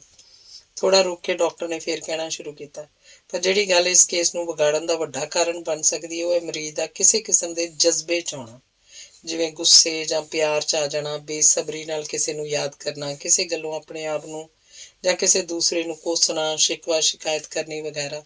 ਇਹ ਤੋਂ ਛੋਟਾ ਆਪਰੇਸ਼ਨ ਵਾਲੀ ਅੱਖ ਨੂੰ ਘੁੱਟਣਾ, ਛੋਹਣਾ ਜਾਂ ਖੁਰਕਣਾ ਬੜਾ ਹੀ ਖਤਰਨਾਕ। ਕਾਫੀ ਕੁਝ ਹੋਰ ਵੀ ਡਾਕਟਰ ਨਿਰੰਕਾਰੀ ਚਿਤਾਰਦਾ ਚਲਾ ਗਿਆ ਤੇ ਜਵਾਬ 'ਚ ਨਾਥੀ ਹਾਂਜੀ ਅੱਛਾ ਜੀ ਕਹਿ ਕੇ ਉਹਦੀ ਤਸੱਲੀ ਕਰਾਈ ਗਿਆ। ਹਾਂ ਸੱਚ, ਡਾਕਟਰ ਨੇ ਦੂਜਾ ਪ੍ਰਸੰਗ ਛੇੜਿਆ। ਮੇਰਾ ਖਿਆਲ ਹੈ ਬੀਬੀ ਪ੍ਰੀਤਮਾ ਦੇ ਨਾ ਆਉਣ ਕਰਕੇ ਤੁਸੀਂ ਕਾਫੀ ਬੇਆਰਾਮੀ ਮਹਿਸੂਸ ਕਰ ਰਹੇ ਹੋਗੇ। ਜਵਾਬ 'ਚ ਨਾਥੀ ਨੇ ਕੀ ਕਹੇ ਚੁੱਪ ਦਾ ਚੁੱਪ। ਸੰਕੋਚ ਨਾ ਕਰੋ ਮਾਸਟਰ ਜੀ, ਡਾਕਟਰ ਨੇ ਉਹਦੀ ਪਿੱਠ ਥਾਪੜਦਿਆਂ ਕਿਹਾ। ਉਹਨੂੰ ਮੈਂ ਆਪਣੀਆਂ ਧੀਆਂ ਵਰਗੀ ਸਮਝਣਾ। ਤੁਸਾਂ ਬਾਰੇ ਉਹ ਸਾਰਾ ਕੁਝ ਮੈਨੂੰ ਦੱਸ ਚੁੱਕੀ ਹੈ ਤੇ ਨਾਲੇ ਇਹ ਵੀ ਉਹ ਤੋਂ ਬਗੈਰ ਵੈਸੇ ਵੀ ਤੁਸੀਂ ਪਰੇਸ਼ਾਨੀ ਮਹਿਸੂਸ ਕਰਿਆ ਕਰਦੇ ਹੋ। ਫਿਰ ਅਜਿਹੇ ਵੇਲੇ ਤਾਂ ਇਸ 'ਚ ਹੋਰ ਵਾਧਾ ਹੋ ਜਾਣਾ ਸੁਭਾਵਕ ਹੈ। ਤਾਂ ਫਿਰ ਹੁਣ ਲੁੱਕ ਲੁਕਾ ਕਰਨਾ ਫਜ਼ੂਲ ਹੈ। ਇਹ ਖਿਆਲ ਕਰਦਿਆਂ ਨਾਥੀ ਬੋਲਿਆ, ਤੁਹਾਡਾ ਖਿਆਲ ਠੀਕ ਹੈ ਡਾਕਟਰ ਜੀ। ਇਹ ਤਾਂ ਤੁਸੀਂ ਜਾਣਦੇ ਹੋ ਕਿ ਅੰਨੇ ਆਦਮੀ ਨੂੰ ਹਰ ਵੇਲੇ ਕਿਸੇ ਦੂਜੇ ਦਾ ਸਹਾਰਾ ਲੋੜੀਂਦਾ ਹੈ। ਪਰ ਬੀਬੀ ਜੀ ਤਾਂ ਉਹਨਾਂ ਬਾਰੇ ਤਾਂ ਉਹ ਤਾਂ ਤੇ ਨਾਥੀ ਬੌਂਦਲ ਜਿਹਾ ਗਿਆ ਗੱਲ ਕਰਦਾ ਕਰਦਾ। ਡਾਕਟਰ ਨਿਰੰਕਾਰੀ ਉਹਦੀ ਮਾਨਸਿਕ ਹਾਲਤ ਨੂੰ ਮਹਿਸੂਸ ਤਾਂ ਬੋਲਿਆ, ਯਕੀਨਨ ਬੀਬੀ ਜੀ ਦੀ ਪਿਛਲੇ 2 ਦਿਨਾਂ ਦੀ ਗੈਰ ਹਾਜ਼ਰੀ ਨੇ ਵੀ ਤੁਹਾਨੂੰ ਕਾਫੀ ਹੈਰਾਨ ਕਰ ਰੱਖਿਆ ਹੋਏਗਾ। ਇਹੋ ਗੱਲ ਹੈ ਡਾਕਟਰ ਜੀ, ਮੈਂ ਮੁੱਕਰਦਾ ਨਹੀਂ, ਪਰ ਅੱਜ ਤਾਂ ਉਹਨਾਂ ਨੇ ਸਰ ਪਰ ਆਉਣਾ ਹੈ। ਇਕਰਾਰ ਜੋ ਕਰ ਗਏ ਸਨ ਮੇਰੇ ਨਾਲ, ਇਕਰਾਰ ਤੁਹਾਡੇ ਨਾਲ ਕਰ ਗਈ ਸੀ ਬੀਬੀ। ਇਹ ਗੱਲ ਉਹਨੇ ਮੈਨੂੰ ਵੀ ਦੱਸੀ ਸੀ, ਪਰ ਉਸ ਵਿਚਾਰੀ ਲਈ ਕੰਮ ਹੀ ਕੁਝ ਐਸਾ ਆ ਬਣਿਆ ਕਿ ਸ਼ਾਇਦ ਉਹ ਆਪਣਾ ਇਕਰਾਰ ਪੂਰਾ ਨਾ ਕਰ ਸਕੇ। ਨਾਥੀ ਡਾਵਾਂਡੋਲ ਹੋ ਉੱਠਿਆ, ਆਪਣੀਆਂ ਸਖਣੀਆਂ ਅੱਖਾਂ ਡਾਕਟਰ ਵੱਲ ਸੇਧ ਕੇ ਬੋਲਿਆ, ਤਾਂ ਮਤਲਬ ਇਹ ਕਿ ਆਪਰੇਸ਼ਨ ਵੇਲੇ ਵੀ ਨਹੀਂ ਆਉਣਗੇ ਬੀਬੀ ਜੀ?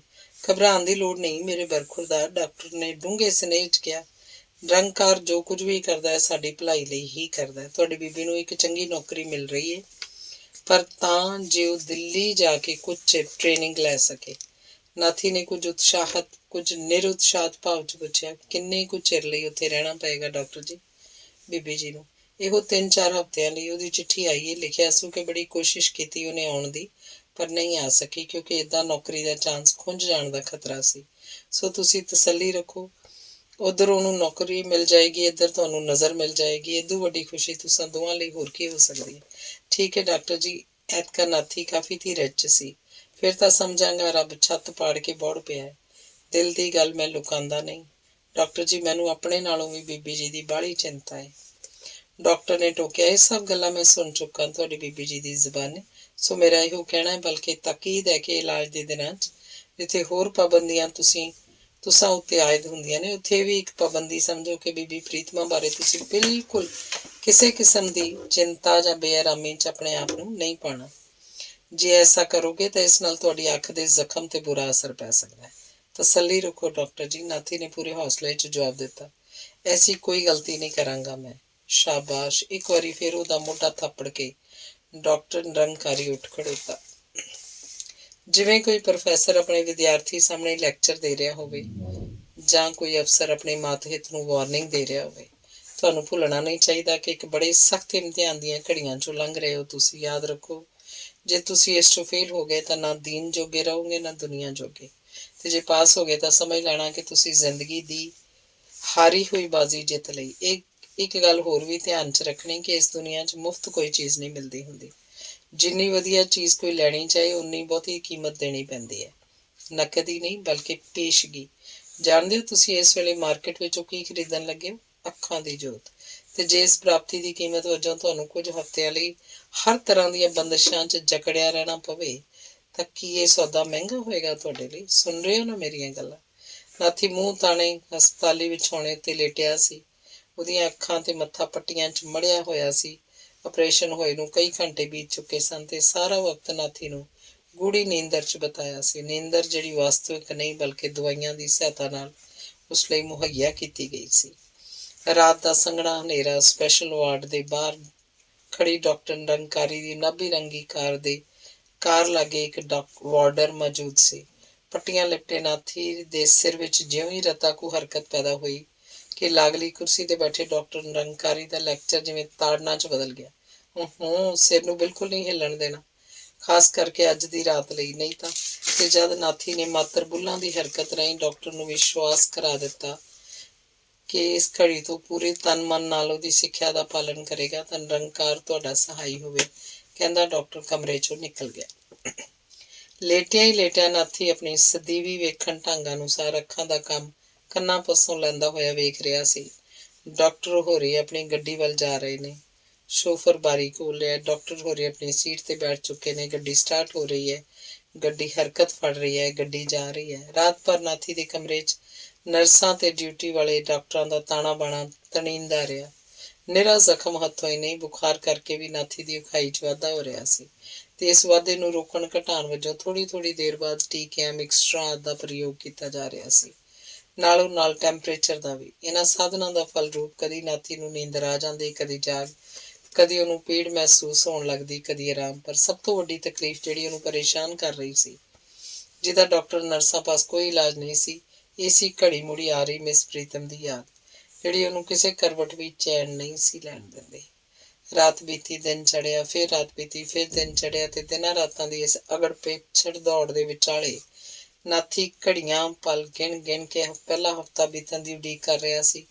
ਕੇਵਲ ਪਹਿਲਾ ਹੀ ਹਫ਼ਤਾ। ਡਾਕਟਰ ਨਿਰੰਕਾਰੀ ਨੇ ਜੋ ਉਹਨੂੰ ਵਿਸ਼ਵਾਸ ਦਿਵਾਇਆ ਸੀ ਕਿ ਹਫ਼ਤੇ ਬਾਅਦ ਉੱਤੇ ਲੱਗੀਆਂ ਬੰਦਿਸ਼ਾਂ ਘਟਣੀਆਂ ਸ਼ੁਰੂ ਹੋ ਜਾਣਗੀਆਂ, ਪਰ ਉਹਦੇ ਸਰੀਰ ਲਈ ਜਕੜਬੰਦ ਨਹੀਂ ਬਲਕਿ ਉਹਦੇ ਮਾਨਸ ਲਈ ਵੀ ਦਮ ਤੋੜਵਾਂ ਬਣਿਆ ਸੀ। ਡਾਕਟਰ ਨਿਰੰਕਾਰੀ ਨੇ ਕੱਲ੍ਹ ਇੱਕ ਹੋਰ ਚਿੱਠੀ ਉਹਨੂੰ ਪੜ੍ਹ ਕੇ ਸੁਣਾਈ ਸੀ। ਮਿਸ ਪ੍ਰੀਤਮ ਵੱਲੋਂ ਆਈ, ਦੱਸ ਕੇ ਕਿੰਨੇ ਪਿਆਰੇ ਲੱਗੇ ਸਨ ਨਾਥੀ ਨੂੰ ਚਿੱਠੀ ਵਿੱਚ ਲਈ ਵਾਕ। ਮੇਰੇ ਪਿਆਰੇ ਨਾਥੀ, ਘਬਰਾਉਣਾ ਬਿਲਕੁਲ ਨਾ। ਮੇਰੀ ਉਡੀਕ ਤੁਹਾਨੂੰ 2 ਹਫ਼ਤੇ ਤੋਂ ਵੱਧ ਨਹੀਂ ਕਰਨੀ ਪਏਗੀ। 2 ਹਫ਼ਤੇ? ਡਾਕਟਰ ਦੀ ਹਦਾਇਤ ਦੇ ਬਾਵਜੂਦ ਵੀ ਨਾਥੀ ਸੋਚਣ ਤੋਂ ਨਹੀਂ ਸੀ ਰੁਕ ਸਕਦਾ। ਕਿੱਡੀ ਲੰਮੀ ਤਰੀਕ ਦਿੱਤੀ ਹੈ ਬੀਬੀ ਜੀ ਨੇ। ਕੀ ਇਹ ਤੋਂ ਪਹਿਲਾਂ ਨਹੀਂ ਸੀ ਨਾ ਆ ਸਕਦੇ ਹੋ? ਭਾਵੇਂ ਇੱਕ ਅੱਧ ਘੰਟੇ ਲਈ ਸਹੀ। ਲੂਲਿਆਂ ਪਿੰਗਲਿਆਂ ਵਾਲਾ ਵਾਂਗ ਕਦਮ ਘਸੀੜਦਾ, ਕਦਮ ਕਦਮ ਤੇ ਰੁਕਦਾ ਹੋਇਆ ਪਹਿਲਾ ਬੇਰਹਿਮ ਹਫ਼ਤਾ ਛੇਕੜ ਦਫਾ ਹੋ ਹੀ ਗਿਆ। ਇਸ ਵਿਚਾਲੇ ਡਾਕਟਰ ਨਿਰੰਕਾਰੀ ਹਰ ਰੋਜ਼ 1 ਜਾਂ 2 ਵੇਰਾ ਉਸ ਪਾਸ ਆਉਂਦਾ ਰਿਹਾ। ਹਰ ਤਰ੍ਹਾਂ ਨਾਲ ਉਹਦੀ ਦਿਲ ਰੱਖਣੀ ਕਰਦਾ ਰਿਹਾ। ਹਫ਼ਤਾ ਬੀਤਣ ਤੋਂ ਬਾਅਦ ਜਿਵੇਂ ਡਾਕਟਰ ਨਿਰੰਕਾਰੀ ਨੇ ਉਹਨੂੰ ਆਸ਼ਵਾਸਨ ਦੇ ਰੱਖਿਆ ਸੀ, ਉਸ ਉੱਤੇ ਲੱਗੀਆਂ ਬੰਦਿਸ਼ਾਂ 'ਚ ਕਾਫੀ ਕਮੀ ਹੋਣ ਲੱਗ ਪਈ ਸੀ। ਹੁਣ ਉਹ ਹਿਲ ਜੁਲ ਸਕਦਾ ਸੀ, ਪਾਸਾ ਪਰਤ ਸਕਦਾ ਸੀ। ਤਕੀਏ ਦਾ ਢਾਸਣਾ ਨਾਲ ਥੋੜ੍ਹੀ ਦੇਰ ਬੈਠ ਜਾਣ ਦੀ ਵੀ ਉਹਨੂੰ ਖੁੱਲ੍ਹ ਮਿਲ ਗਈ ਸੀ। ਪਰ ਉਹ ਦੂਸਰਾ ਆਸ਼ਵਾਸਨ ਜਿਹੜਾ ਉਹਦੀ ਬੀਬੀ ਜੀ ਨੇ ਆਪਣੀ ਚਿੱਠੀ ਵਿੱਚ ਦੇ ਘੱਲਿਆ ਸੀ, ਉਹਦੇ ਪੂਰਾ ਹੋਣ 'ਚ ਤਾਂ ਅਜੇ ਜੁੱਗ ਜਿੱਡਾ ਲੰਮਾ ਇੱਕ ਹੋਰ ਹਫ਼ਤਾ ਬਾਕੀ ਸੀ। ਉਡੀਕ ਭਾਵੇਂ ਸਮੇਂ ਦੇ ਕਦਮਾਂ ਨੂੰ ਗੁੰਝਲ ਬਣਾ ਦਿੰਦੀ ਹੈ, ਪਰ ਉਹਦੀ ਤੋਰ 'ਚ ਫਰਕ ਨਹੀਂ ਆਉਂਦਾ। ਉਸੇ ਆਪਣੀ ਅਸਲੀ ਤੋਰੇ ਤੁਰਿਆ ਜਾਂਦਾ।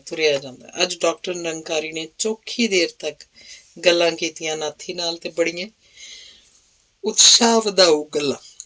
ਹੁਣ ਤਾਂ ਮਾਸਟਰ ਜੀ ਗਿਣਤੀ ਦੇ ਹੀ ਦਿਨ ਰਹਿ ਗਏ ਨੇ ਤੁਹਾਡੀ ਬੰਦ ਖਲਾਸੀ ਹੋਣ 'ਚ। ਫਿਰ ਤੁਸੀਂ ਉੱਦਾਂ ਹੀ ਮੈਨੂੰ ਤੇ ਮੇਰੇ ਸਾਰੇ ਅੰਗਾਂ ਨੂੰ ਵੇਖ ਸਕੋਗੇ ਜਿਕਣ ਮੈਂ ਇਸ ਵੇਲੇ ਤੁਹਾਨੂੰ ਵੇਖ ਰਿਹਾ। ਸ਼ੁਕਰਗੁਜ਼ਾਰੀ 'ਚ ਗੁੱਦੇ ਹੋਏ ਸ਼ਬਦ ਨਿਕਲੇ ਨਾਥੀ ਦੇ ਮੂੰਹ। ਮੇਰੇ ਦਾਤਾ, 7 ਜਨਮਾਂ 'ਚ ਵੀ ਮੈਂ ਤੁਹਾਡੇ ਅਹਿਸਾਨਾਂ ਦਾ ਬਦਲਾ ਨਹੀਂ ਚੁਕਾ ਸਕਾਂਗਾ। ਇਹ ਸਭ ਨਿਰੰਕਾਰ ਦੀ ਬਖਸ਼ਿਸ਼ ਹੈ ਮਾਸਟਰ ਜੀ। ਉਹਦੇ ਹੱਥ ਨੂੰ ਥਾਪੜਦਾ ਡਾਕਟਰ ਕਹਿਣ ਲੱਗਾ। ਹਾਂ, ਪਰ ਅਜੇ ਬਹੁਤ ਕੁਝ ਬਾਕੀ ਹੈ ਮੇਰੇ ਦੋਸਤ। ਜਿੰਨਾ ਕੁਝ ਸਰਜਰੀ ਨਾਲ ਤਾਲਕ ਰੱਖਦਾ ਉਹ ਤਾਂ ਮੈਂ ਹੀ ਕਰਨਾ ਹੈ। ਬਾਕੀ ਜੋ ਕੁਝ ਹੈ ਉਹ ਸਾਰਾ ਤੁਹਾਡੀ ਸਾਬਤ ਕਦਮੀ 'ਤੇ ਨਿਰਭਰ ਰੱਖਦਾ। ਮੇਰੀ ਸਾਬਤ ਕਦਮੀ? ਬੇਸ਼ੱਕ ਮੇਰਾ ਮਤਲਬ ਜ਼ਖਮ ਮਿਲਣ ਤੋਂ ਹੈ ਤੇ ਇਹਦਾ ਦਾਰੋਮਦਾਰ ਖੂਨ ਨਾਲ ਹੁੰਦਾ ਹੈ। ਖੂਨ ਜਿੰਨਾ ਨੋਰਮਲ ਹੋਏਗਾ ਉਨੀ ਜਲਦੀ ਜ਼ਖਮ ਭਰੇਗਾ। ਮਾਫ ਕਰਨਾ ਡਾਕਟਰ ਜੀ, ਮੈਂ ਸਮਝਿਆ ਨਹੀਂ। ਇਸ ਨਾਲ ਮੇਰੀ ਸਾਬਤ ਕਦਮੀ ਦੀ ਕੀ ਲੋੜ ਹੈ? ਗੱਲ ਬਿਲਕੁਲ ਸਾਫ਼ ਹੈ। ਅਗਲੇ 2 ਕੁ ਹਫ਼ਤੇ ਤੁਹਾਡੇ ਖੂਨ ਨੂੰ ਨਾਰਮਲ ਤੇ ਤਾਕਤਵਰ ਬਣਾਉਣ 'ਚ ਖਰਚ ਹੋਣਗੇ ਤਾਂ ਜੋ ਜ਼ਖਮ ਜਲਦੀ ਤੋਂ ਜਲਦੀ ਭਰ ਜਾਏ। ਤੇ ਇਹ ਹੋਏਗਾ ਕੁਝ ਤਾਂ ਦਵਾਈਆਂ ਦੇ ਅਸਰ ਨਾਲ ਤੇ ਬਾਕੀ ਤੁਹਾਡੇ ਮਨ ਦੀ ਇਕਾਗਰਤਾ ਦੇ ਅਸਰ ਨਾਲ। ਇਹ ਗੱਲ ਯਕੀਨੀ ਸਮਝੋ ਕਿ ਜੇ ਤੁਸੀਂ ਆਪਣੇ ਦਿਲ ਦਿਮਾਗ ਨੂੰ ਨਾਰਮਲ ਹਾਲਤ ਵਿੱਚ ਨਾ ਰੱਖ ਸਕੇ ਤਾਂ ਦਵਾਈਆਂ ਦਾ ਵੀ ਕੋਈ ਅਸਰ ਨਹੀਂ ਹੋਣਾ।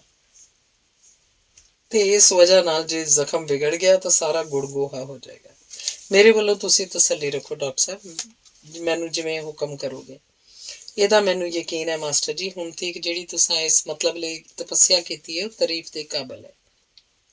ਪਰ ਨਾਰਾਜ਼ ਨਾ ਹੋਣਾ, ਇੱਕ ਗੱਲ ਦਾ ਖਤਰਾ ਮੈਨੂੰ ਅਜੇ ਤੱਕ ਵੀ ਬਣਿਆ ਹੋਇਆ ਤੁਸਾਂ ਪਾਸੋਂ। ਕਿਹੜਾ ਖਤਰਾ? ਤੁਸਾਂ ਜਿਹੜਾ ਆਪਣੀ ਬੀਬੀ ਬਾਰੇ ਹਰ ਵੇਲੇ ਬੇਮਤਲਬ ਦੀ ਪਰੇਸ਼ਾਨੀ ਸਹੇੜੀ ਰੱਖਦੇ ਹੋ। ਸੁਣ ਕੇ ਨਾਥੀ ਕੁਝ ਝੇਪ ਜਿਹਾ ਗਿਆ, ਪਰ ਪੈਰਾਂ ਤੇ ਮੁੱਕਰ ਜਾਏ ਇੰਨਾ ਸਾਹਸ ਉਹ ਨਹੀਂ ਕਰ ਸਕਿਆ। ਤੁਸੀਂ ਠੀਕ ਕਹਿ ਰਹੇ ਹੋ ਡਾਕਟਰ ਜੀ, ਮੈਂ ਮੁੱਕਰਦਾ ਨਹੀਂ ਬਹੁਤਾ ਹਰਕ। ਮੈਨੂੰ ਇਸ ਗੱਲ ਦਾ ਹੈ ਕਿ ਕਿਹੜੀ ਗੱਲ ਸੀ ਜੋ ਬੀਬੀ ਜੀ ਆ ਕੇ ਝੱਟ ਦੀ ਝੱਟ ਲਈ ਮੈਨੂੰ ਵੇਖ ਹੀ ਜਾਂਦੇ। ਤੁਸੀਂ ਨਹੀਂ ਸਮਝ ਸਕੇ ਮਾਸਟਰ ਜੀ ਉਹ ਵਿਚਾਰੀ ਦੀ ਪੋਜੀਸ਼ਨ ਨੂੰ। ਇਹ ਤੁਸੀਂ ਮੈਥੋਂ ਪੁੱਛ ਕੇ ਤੁਹਾਨੂੰ ਵੇਖਣ ਲਈ ਕਿੰਨੀ ਬੇਕਰਾਰ ਹੈ। ਹਰ ਕੰਮ ਪਰ ਕੰਮ ਹੀ ਉਹਦੇ ਗਲ ਐਸਾ ਆ ਪਿਆ, ਕੋਈ ਪੇਸ਼ ਨਹੀਂ ਜਾਂਦੀ ਉਹਦੀ। ਇੱਕ ਗੱਲ ਦਾ ਵਿਸ਼ਵਾਸ ਰੱਖੋ ਕਿ ਨਿਰੰਕਾਰ ਦੀ ਕਿਰਪਾ ਨਾਲ ਜੇ ਉਹ ਕਾਮਯਾਬ ਹੋ ਗਈ ਤਾਂ ਤੁਹਾਡੇ ਸਾਰੇ ਭਾਂਗੇ ਨਿਕਲ ਜਾਣਗੇ। ਬੜੀ ਉੱਚੀ ਪੋਜੀਸ਼ਨ ਹਾਸਲ ਕਰਨ ਵਾਲੀ ਹੈ ਬੀਬੀ ਪ੍ਰੀਤਮਾ। ਕਾਫੀ ਧਰਵਾਸ ਮਿਲੀ ਨਾਥੀ ਨੂੰ ਇਹ ਸੁਣ ਕੇ, ਪਰ ਤਾਂ ਵੀ ਆਪਣੇ ਅੰਦਰ ਦੀ ਲਾਲਸਾ ਨੂੰ ਲੁਕਾ ਨਹੀਂ ਸਕਿਆ। ਫਿਰ ਵੀ ਕਦੋਂ ਕੁ ਤੀਕ ਬੀਬੀ ਜੀ ਆਉਣਗੇ ਡਾਕਟਰ ਜੀ, ਕੁਝ ਦੱਸ ਸਕਦੇ ਹੋ? ਮੇਰਾ ਖਿਆਲ ਹੈ ਜਲਦੀ, ਪਰ ਮੰਨ ਲਓ ਪੂਰੀ ਟ੍ਰੇਨਿੰਗ ਦੇਣ ਤੋਂ ਪਹਿਲਾਂ ਜੇ ਉਹ ਨਾ ਆ ਸਕੀ ਫਿਰ ਵੀ ਕਿਹੜੀ ਕਿਆਮਤ ਆ ਜਾਏਗੀ। ਵਿੱਚੋਂ 2 ਕੁ ਹਫ਼ਤਿਆਂ ਦੀ ਤਾਂ ਗੱਲ ਹੈ ਸਾਰੀ।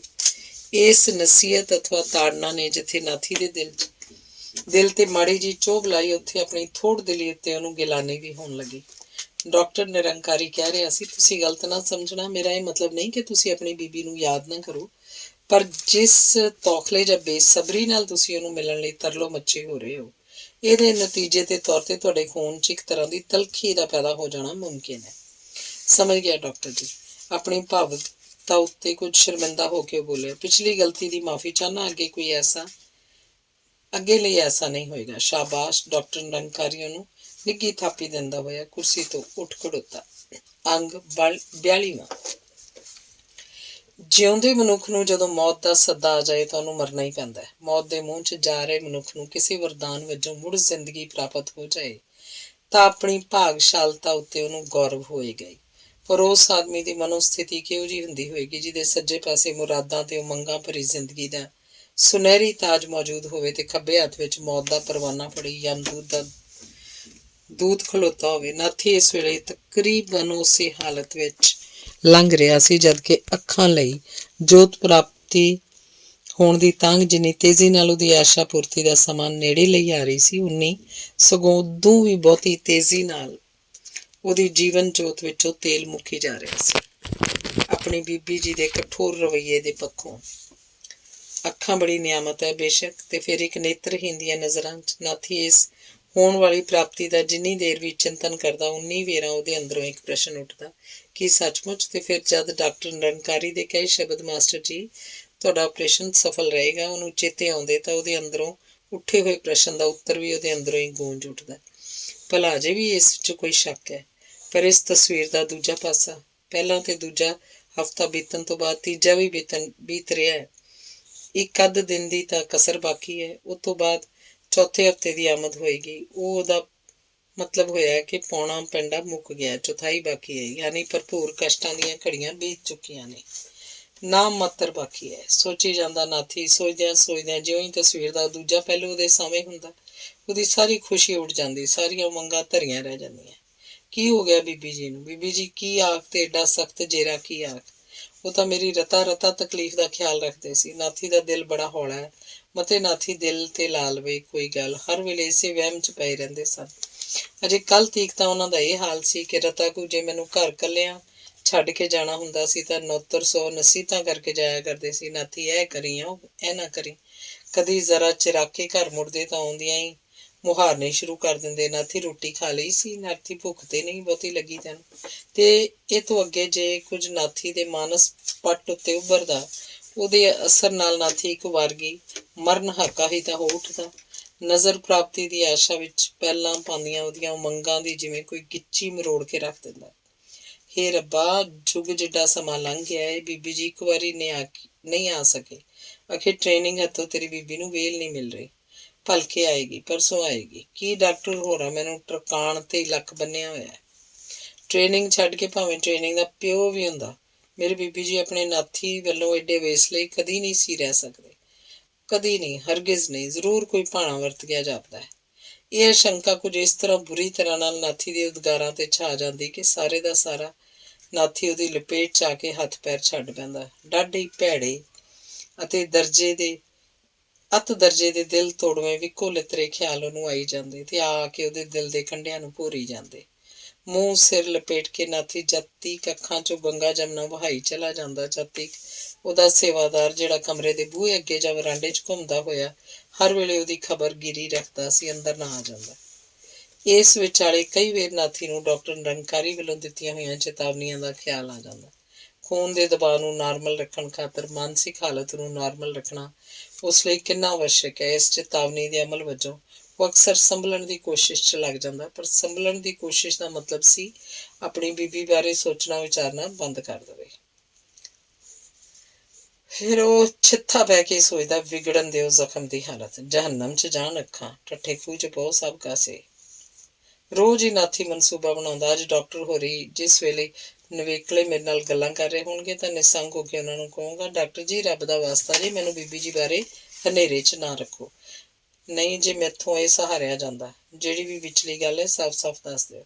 ਪਰ ਜਿਉਂ ਹੀ ਡਾਕਟਰ ਨਿਰੰਕਾਰੀ ਦੀ ਆਮਦ ਹੁੰਦੀ ਤੇ ਜਿਉਂ ਹੀ ਡਾਕਟਰ ਆਪਣੇ ਅਮਲੇ ਨੂੰ ਹਟਾ ਕੇ ਉਸ ਨਾਲ ਗੱਲਾਂ ਸ਼ੁਰੂ ਕਰਦਾ, ਕਿੱਧਰ ਗਿਆ ਨਾਥੀ ਦਾ ਮਨਸੂਬਾ, ਕਿਹੜੇ ਪਾਸੇ ਅਦ੍ਰਿਸ਼ ਹੋ ਗਿਆ ਨਾਥੀ ਦਾ ਸੰਕਲਪ। ਕੁਝ ਤਾਂ ਡਾਕਟਰ ਨਿਰੰਕਾਰੀ ਦਾ ਪ੍ਰਭਾਵ ਵੀ ਸੁਖਾਵਾਂ, ਕੁਝ ਨਾਥ ਪ੍ਰਤੀ ਉਹਦੀ ਇੱਥੇ ਡੂੰਘੀ ਸਹਾਨੂਭੂਤੀ, ਜਿਹੜੀ ਕਿਸੇ ਵੇਲੇ ਤਾਂ ਸਹਾਨੂਭੂਤੀ ਤੋਂ ਵੀ ਅਗਾਂਹ ਟੱਪ ਕੇ ਇੱਕ ਪਿਤਾ ਦੇ ਵਾਤਸਲ ਤੱਕ ਜਾ ਪਹੁੰਚਦੀ। ਇਸ ਉੱਤੇ ਵਾਧਾ ਇਹ ਕਿ ਡਾਕਟਰ ਦੀਆਂ ਗੱਲਾਂ ਦਾ ਵਿਸ਼ਾ ਵੀ ਕੁਝ ਅਨੋਖੇ ਕਿਸਮ ਦਾ ਹੁੰਦਾ, ਜਿਨ੍ਹਾਂ ਨੂੰ ਸੁਣ ਕੇ ਨਾਥੀ ਨੂੰ ਲੱਗਦਾ ਜਿਵੇਂ ਇਹ ਵਿਅਕਤੀ ਆਰੰਭ ਤੋਂ ਹੀ ਉਹਦੇ ਨਾਲ ਰਹਿੰਦਾ ਚਲਾ ਆ ਰਿਹਾ, ਉਹਦੀ ਜ਼ਿੰਦਗੀ ਦੇ ਕਣ ਕਣ ਤੋਂ ਵਾਕਫ ਹੈ।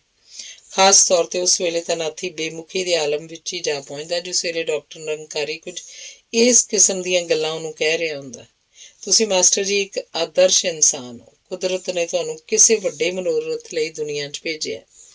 ਮੇਰਾ ਦਿਲ ਕਹਿੰਦਾ ਹੈ ਕਿ ਜ਼ਰੂਰ ਕੋਈ ਦੈਵੀ ਸਰਾਪ ਸੀ ਜਿਹਨੇ ਤੁਹਾਡੀਆਂ ਅੱਖਾਂ ਖੋਹ ਲਈਆਂ ਤੇ ਤੁਹਾਨੂੰ ਬੇਵੱਸ ਕਰ ਦਿੱਤਾ, ਤੇ ਮੇਰਾ ਦਿਲ ਇਹ ਵੀ ਕਹਿੰਦਾ ਹੈ ਕਿ ਉਸ ਦੈਵੀ ਸਰਾਪ ਦੀ ਮਿਆਦ ਪੂਰੀ ਹੋ ਚੁੱਕੀ ਹੈ ਤੇ ਹੁਣ ਤੁਸੀਂ ਨਾਥੀ ਲਈ ਕਿੰਨੀਆਂ ਮਨਮੁਗਧ ਆਰੀ ਹੁੰਦੀਆਂ ਇਹ ਗੱਲਾਂ, ਜਿਨ੍ਹਾਂ ਨੂੰ ਸੁਣਦਿਆਂ ਇੰਝ ਅਨੁਭਵ ਕਰਦਾ ਜਿਵੇਂ ਸੱਚੋਂ ਹੀ ਕਿਸੇ ਦੈਵੀ ਸਰਾਪ ਕਰਕੇ ਐਸਾ ਹੋਇਆ ਸੀ। ਫਿਰ ਜਿਉਂ ਹੀ ਆਪਣੀ ਨਿਯਮ ਅਥਵਾ ਆਦਤ ਅਨੁਸਾਰ ਡਾਕਟਰ ਨਿਰੰਕਾਰੀ ਉਹਦੀ ਪਿੱਠ ਥੱਪੜ ਕੇ ਚੀਖਣ ਲਈ ਦੋ ਚਾਰ ਮਿੱਠੇ ਮਿੱਠੇ ਤੇ ਉਤਸ਼ਾਹ ਵਧਾਊ ਵਾਕ ਉਹਨੂੰ ਕਹਿਣ ਤੋਂ ਬਾਅਦ ਉੱਠ ਕੇ ਚਲਾ ਜਾਂਦਾ, ਤਾਂ ਮਗਰੋਂ ਨਾਥੀ ਨੂੰ ਆਪਣੇ ਮੂਰਖਪੁਣੇ ਦਾ ਅਹਿਸਾਸ ਤਾਉਣ ਲੱਗ ਪੈਂਦਾ। ਕਿੱਡਾ ਬੇਵਕੂਫ ਹਾਂ, ਅੱਜ ਵੀ ਬੀਬੀ ਜੀ ਬਾਰੇ ਕੁਝ ਨਾ ਪੁੱਛਿਆ ਮੈਂ। ਅੱਛਾ, ਭਲਕੇ ਜ਼ਰੂਰ ਦਿਲ ਨਾਲ ਰੋਜ਼ ਹੀ ਉਹ ਮਤਾ ਪਕਾਉਂਦਾ, ਪਰ ਰੋਜ਼ ਹੀ ਉਹਨੂੰ ਨਾਕਾਮੀ ਦਾ ਮੂੰਹ ਵੇਖਣਾ ਪੈਂਦਾ। ਕਈ ਅੱਜ ਆਏ, ਕਈ ਭਲਕ ਆਏ ਤੇ ਆ ਕੇ ਲੰਘ ਗਏ, ਪਰ ਨਤੀਜਾ। ਅੰਗ 43ਵਾਂ। ਦਵਾਈ ਦੀ ਗੋਲੀ ਕਿੰਨੀ ਕੌੜੀ ਤੇ ਬਦਜ਼ਾਇਕਾ ਹੋਵੇ, ਬਿਮਾਰ ਨੂੰ ਅਰੋਗਤਾ ਪ੍ਰਾਪਤੀ ਖਾਤਰ ਖਾਣੀ ਪੈਂਦੀ ਹੈ। ਐਵੇਂ ਨਹੀਂ ਤਾਂ ਪਾਣੀ ਦੇ 2-4 ਘੁੱਟਾਂ ਦੀ ਮਦਦ ਨਾਲ ਹੀ। ਪਰ ਕੌੜੀ ਤੇ ਬਦਜ਼ਾਇਕਾ ਤੋਂ ਛੁੱਟ ਜਿਹੜੀ ਗੋਲੀ ਮੋਟੀ ਵੀ ਇੰਨੀ ਹੋਵੇ ਕਿ ਰੋਗੀ ਦੇ ਮੂੰਹ ਤੇ ਬੁੱਤ ਵਿੱਚ ਹੀ ਨਾ ਸਮਾ ਸਕੇ, ਉਹਨੂੰ ਕੋਈ ਕੀਕਣ ਨਿਕਲੇਗਾ। ਬਥੇਰਾ ਸਮਝਾਇਆ ਨਾਥੀ ਨੇ ਆਪਣੇ ਦਿਲ ਨੂੰ, ਬਹੁਤ ਹੀ ਯਤਨ ਕੀਤਾ ਉਹਨੇ ਬੀਬੀ ਜੀ ਨੂੰ ਭੁਲਾਉਣ ਦਾ, ਬੜੀਆਂ ਸਮਝਾਉਣੀਆਂ ਦਿੱਤੀਆਂ ਉਹਨੇ ਆਪਣੇ ਆਪ ਨੂੰ। ਛੱਡ ਗਈ ਖਹਿੜਾ, ਨਹੀਂ ਤਾਂ ਨਾ ਸਹੀ। ਕੋਈ ਕਿਸੇ ਨਾਲ ਜ਼ੋਰ ਹੈ, ਕਸੂਰ ਬੀਬੀ ਜੀ ਦਾ ਨਹੀਂ, ਤੇਰਾ ਹੈ। ਉਹ ਅਹਿਮਕਾ ਇਹਨਾਂ ਦਾ ਸੋਚ ਕੇ ਜਿਸ ਬੰਦੇ ਨਾਲ ਤੇਰੀ ਦੂਰ ਦੀ ਵੀ ਰਿਸ਼ਤੇਦਾਰੀ ਨਹੀਂ, ਉਸ ਉੱਤੇ ਏਡੇ ਦਾਈਏ ਅਖੇ ਵਿਹੜੇ ਵੜਿਆ ਜਾਵੇ ਨਾ, ਵਿਹੜੇ ਵੜਿਆ ਭਾਵੇਂ ਨਾ ਤੇ ਕੁੱਛੜ ਬਈ ਨਿਲੱਜ ਭਲਾ ਹੋਵੇ ਸੂ, ਜਿਹਨੇ ਤੇਰੇ ਲਈ ਇੰਨਾ ਕੁਝ ਕੀਤਾ। ਪਰ ਹਾਏ ਓਏ ਆਦਮੀ ਦੇ ਅਮੋੜ ਮਨ, ਜੇ ਕਦੀ ਉਪਦੇਸ਼ਾਂ ਨਸੀਹਤਾਂ ਨਾਲ ਉਹਦੀ ਅਮੋੜਤਾ ਦੂਰ ਹੋ ਜਾਇਆ ਕਰਦੀ ਤਾਂ ਇਸ ਦੁਨੀਆ ਦਾ ਹਰ ਇਨਸਾਨ ਫਰਿਸ਼ਤਾ ਬਣ ਗਿਆ ਹੁੰਦਾ।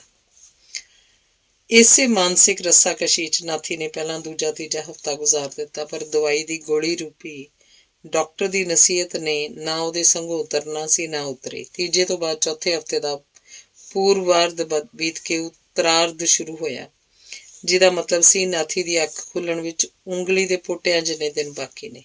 ਨਾਥੀ ਦੀ ਥਾਂ ਭਾਵੇਂ ਕੋਈ ਵੀ ਬੰਦਾ ਹੁੰਦਾ, ਆਪਣੇ ਦੁਰਭਾਗ ਨੂੰ ਇੰਝ ਸੁਭਾਗ ਵਿੱਚ ਬਦਲਣ ਦੀ ਸਿਖਰ ਲਈ ਉਡੀਕ 'ਚ ਨਾ ਜਾਣੀਏ ਕਿੰਨੇ ਸਿਰ ਉਹਦਾ ਲਹੂ ਵੱਧ ਜਾਂਦਾ। ਖੁਸ਼ੀ ਦੇ ਉਤਸ਼ਾਹ ਦੀਆਂ ਲਾਲੀਆਂ ਚਮਕਣ ਲੱਗ ਪੈਂਦੀਆਂ ਉਹਦੇ ਨਕਸ਼ਾਂ ਉੱਤੇ। ਸਿਰਫ 2 ਦਿਨ, ਕੱਲ ਤੇ ਪਰਸੋਂ ਦਾ। ਇਹ ਤੋਂ ਅਗਲੇ ਦਿਨ ਦਾ ਸੂਰਜ ਚੜ੍ਹੇਗਾ ਨਾਥੀ ਨੂੰ ਦਰਸ਼ਨ ਦੇਣ ਖਾਤਰ। ਸੂਰਜ ਜਿਸ ਦੀਆਂ ਕਈ ਸ਼ਕਲਾਂ ਨਾਥੀ ਨੇ ਮਿਥੀਆਂ ਸਨ, ਕੁਝ ਕਲਪਨਾ ਦੇ ਆਧਾਰ ਤੇ, ਕੁਝ ਸੁਣੀਆਂ ਸੁਣਾਈਆਂ ਦੇ ਆਧਾਰ ਤੇ। ਉਹ ਇੱਕ ਥਾਲੀ ਵਰਗੀ ਗੋਲ ਚੀਜ਼ ਹੁੰਦੀ ਹੈ। ਉਹਦਾ ਆਕਾਰ ਗੇਂਦ ਵਰਗਾ ਹੁੰਦਾ ਹੈ, ਪਰ ਥਾਲੀ ਤੇ ਗੇਂਦ ਵੇਖਣ ਨੂੰ ਕਿਹੋ ਜਿਹੇ ਹੁੰਦੇ ਨੇ ਨਾਥੀ ਦੀ ਬਲਾ ਜਾਣੇ। ਨਿਰਾ ਹੱਥਾਂ ਨਾਲ ਟੋਈ ਹੋਈ ਚੀਜ਼ ਦਾ ਰੰਗ ਰੂਪ ਥੋੜ੍ਹਾ ਹੀ ਪਤਾ ਲੱਗ ਸਕਦਾ ਕਿਸੇ ਨੂੰ। ਨਾਥੀ ਨੂੰ ਕੱਲ ਪਰਸੋਂ ਤੇ ਇੰਝ ਲੱਗ ਰਿਹਾ ਸੀ ਜਿਵੇਂ ਉਹਦੇ ਮਨ ਦੇ ਚੌਖਟੇ ਵਿੱਚ ਜੜੀ ਹੋਈ ਬੀਬੀ ਜੀ ਦੀ ਤਸਵੀਰ ਕਿਸੇ ਕਿਸੇ ਵੇਲੇ ਜ਼ਰਾ ਧੁੰਦਲੀ ਹੋ ਜਾਂਦੀ, ਖਾਸ ਕਰਕੇ ਉਦੋਂ ਜਦੋਂ ਪ੍ਰਾਪਤ ਹੋਣ ਵਾਲੀ ਅੱਖਾਂ ਦੀ ਜੋਤ ਬਾਰੇ ਕਈ ਪ੍ਰਕਾਰ ਦੀ ਜਿਗਿਆਸਾ ਵਿੱਚ, ਕਈ ਕਿਸਮ ਦੀਆਂ ਕਲਪਨਾਵਾਂ ਵਿੱਚ ਘਿਰ ਜਾਂਦਾ। ਕਿੰਝ ਲੱਗੇਗਾ ਮੈਨੂੰ ਜਦੋਂ ਮੇਰੀ ਅੱਖਾਂ 'ਚ ਬੇਨਿਆਈ ਆਏਗੀ? ਕਿਹੋ ਜਿਹੀਆਂ ਲੱਗਣਗੀਆਂ ਮੈਨੂੰ ਆਲੇ ਦੁਆਲੇ ਦੀਆਂ ਚੀਜ਼ਾਂ, ਜ਼ਮੀਨ, ਦਰਖਤ, ਹੱਟੀਆਂ, ਬਾਜ਼ਾਰ, ਅਣਗਿਣਤ ਮਨੁੱਖੀ? ਸਮਝਾਏਗਾ ਉੱਤੇ ਆ ਕੇ ਜਿਵੇਂ ਨਾਥੀ ਦੀ ਕਲਪਨਾ ਦੀ ਮਸ਼ੀਨ ਇੱਕ ਝਟਕੇ ਜਿਹੇ ਨਾਲ ਰੁਕ ਜਾਂਦੀ, ਤੇ ਇਹਦੇ ਰੁਕਦਿਆਂ ਹੀ ਉਹਦੇ ਦਿਲ ਚੌਕਟੇ ਦੀ ਤਸਵੀਰ ਨਾ ਕੇਵਲ ਉਘੜ ਆਉਂਦੀ, ਬਲਕਿ ਸਜੀਵ ਰੂਪ ਧਾਰ ਕੇ ਆਪਣੇ ਸਾਹਮਣੇ ਬੈਠੀ ਉਹਨੂੰ ਦਿਖਾਈ ਦਿੰਦੀ।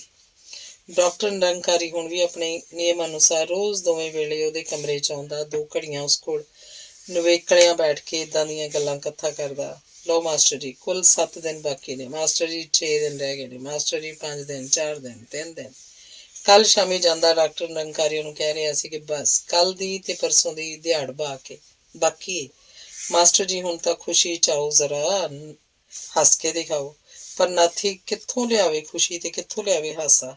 ਜੇ ਉਹਦੇ ਵਾਸਤਾ ਰੋਗ ਹੁੰਦਾ ਤਾਂ ਆਪਣੇ ਕਿਰਪਾਲੂ ਡਾਕਟਰ ਦੇ ਆਦੇਸ਼ ਦਾ ਪਾਲਣ ਉਹ ਇੰਨੇ ਕਹਿ ਨਾਲ ਕਰਦਾ ਜੋ ਸਾਰਾ ਵਾਰਡ ਗੂੰਜ ਉੱਠਦਾ। ਫਿਰ ਵੀ ਕੁਝ ਨਾ ਕੁਝ ਤਾਂ ਉਹਨੂੰ ਕਰਨਾ ਹੀ ਪਿਆ ਸੀ। ਸਾਰਾ ਜ਼ੋਰ ਲਾ ਕੇ ਆਪਣੇ ਆਪ ਨੂੰ ਖੁਸ਼ ਪ੍ਰਗਟ ਕਰਨ ਲਈ ਤੇ ਆਪਣੇ ਬੁੱਲ੍ਹਾਂ ਨੂੰ ਹਸਾਉਣ ਲਈ।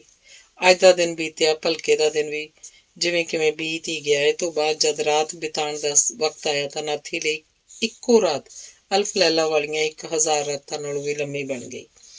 ਅਲਫ ਲੈਲਾ ਦੇ ਨਾਇਕ ਸ਼ਹਿਰਯਾਰ ਨੇ ਤਾਂ ਆਪਣੀ ਨਾਇਕਾ ਸ਼ਹਿਰਜ਼ਾਦ ਦੀਆਂ ਕਹਾਣੀਆਂ ਸੁਣਦਿਆਂ 1000 ਰਾਤਾਂ ਪੁਰਅਮਨ ਗੁਜ਼ਾਰੀਆਂ ਹੋਣਗੀਆਂ, ਪਰ ਨਾਥੀ ਦੀ ਇਹ ਰਾਤ। ਦਿਨ ਚੜ੍ਹਿਆ, ਨਾਥੀ ਦਾ ਨਵਾਂ ਜਨਮ ਹੋਣ ਵਾਲਾ ਹੈ। ਅੱਜ ਨਾਥੀ ਦੇ ਨਾਂ ਨਾਲੋਂ ਅੰਨਾ ਵਿਸ਼ੇਸ਼ਣ ਦਾ ਕਲੰਕ ਸਦਾ ਲਈ ਲੱਥ ਜਾਏਗਾ। ਅੱਜ ਤੋਂ ਬਾਅਦ ਨਾਥੀ ਨੂੰ ਕਦੀ ਭੁੱਲ ਕੇ ਵੀ ਕੋਈ ਅੰਨਾ ਨਹੀਂ ਆਖੇਗਾ। ਨਾਥੀ ਦੀ ਨੌਕਰੀ ਪਰਮਾਨੈਂਟ ਹੋ ਜਾਏਗੀ। ਅੱਗੇ ਲਈ ਉਹ up to date Braille master ਹੋਏਗਾ। ਇਸ ਚਮਕਦੀ ਦਮਕਦੀ ਦੁਨੀਆ ਦੀ ਹਰ ਚੀਜ਼ ਨੂੰ ਵੇਖ ਸਕੇਗਾ। ਕਿੰਨਾ ਸੁਨਹਿਰੀ ਸੁਪਨਾ, ਕਿੱਡੀ ਅਨੂਠੀ ਦੁਨੀਆ ਜਿਹੜੀ ਸੁਪਨੇ ਤੋਂ ਬਦਲ ਕੇ ਸਾਕਾਰ ਹੋਣ ਵਾਲੀ ਸੀ। ਲੋਕੋ, ਮੈਨੂੰ ਮੇਰੇ ਬੀਬੀ ਜੀ ਲਿਆ ਦਿਓ। ਬੇਸ਼ੱਕ ਇਹਦੇ ਬਦਲੇ ਤੁਸੀਂ ਮੈਨੂੰ ਪਹਿਲਾਂ ਵਰਗਾ ਅੰਨਾ ਹੀ ਟਿੱਕਾ ਰਹਿਣ ਦੇਣਾ। ਬੀਤੀ ਇੱਕੋ ਰਾਤ ਨੂੰ ਜਿਵੇਂ ਨਾਥੀ ਨੂੰ ਚੀਰ ਕੇ ਅੱਧੋ ਅੱਧ ਕਰ ਦਿੱਤਾ ਹੋਵੇ। ਇਸ ਵੇਲੇ ਉਹਦਾ ਅੰਗ ਅੰਗ ਚੀਸਾਂ ਮਾਰ ਰਿਹਾ ਸੀ।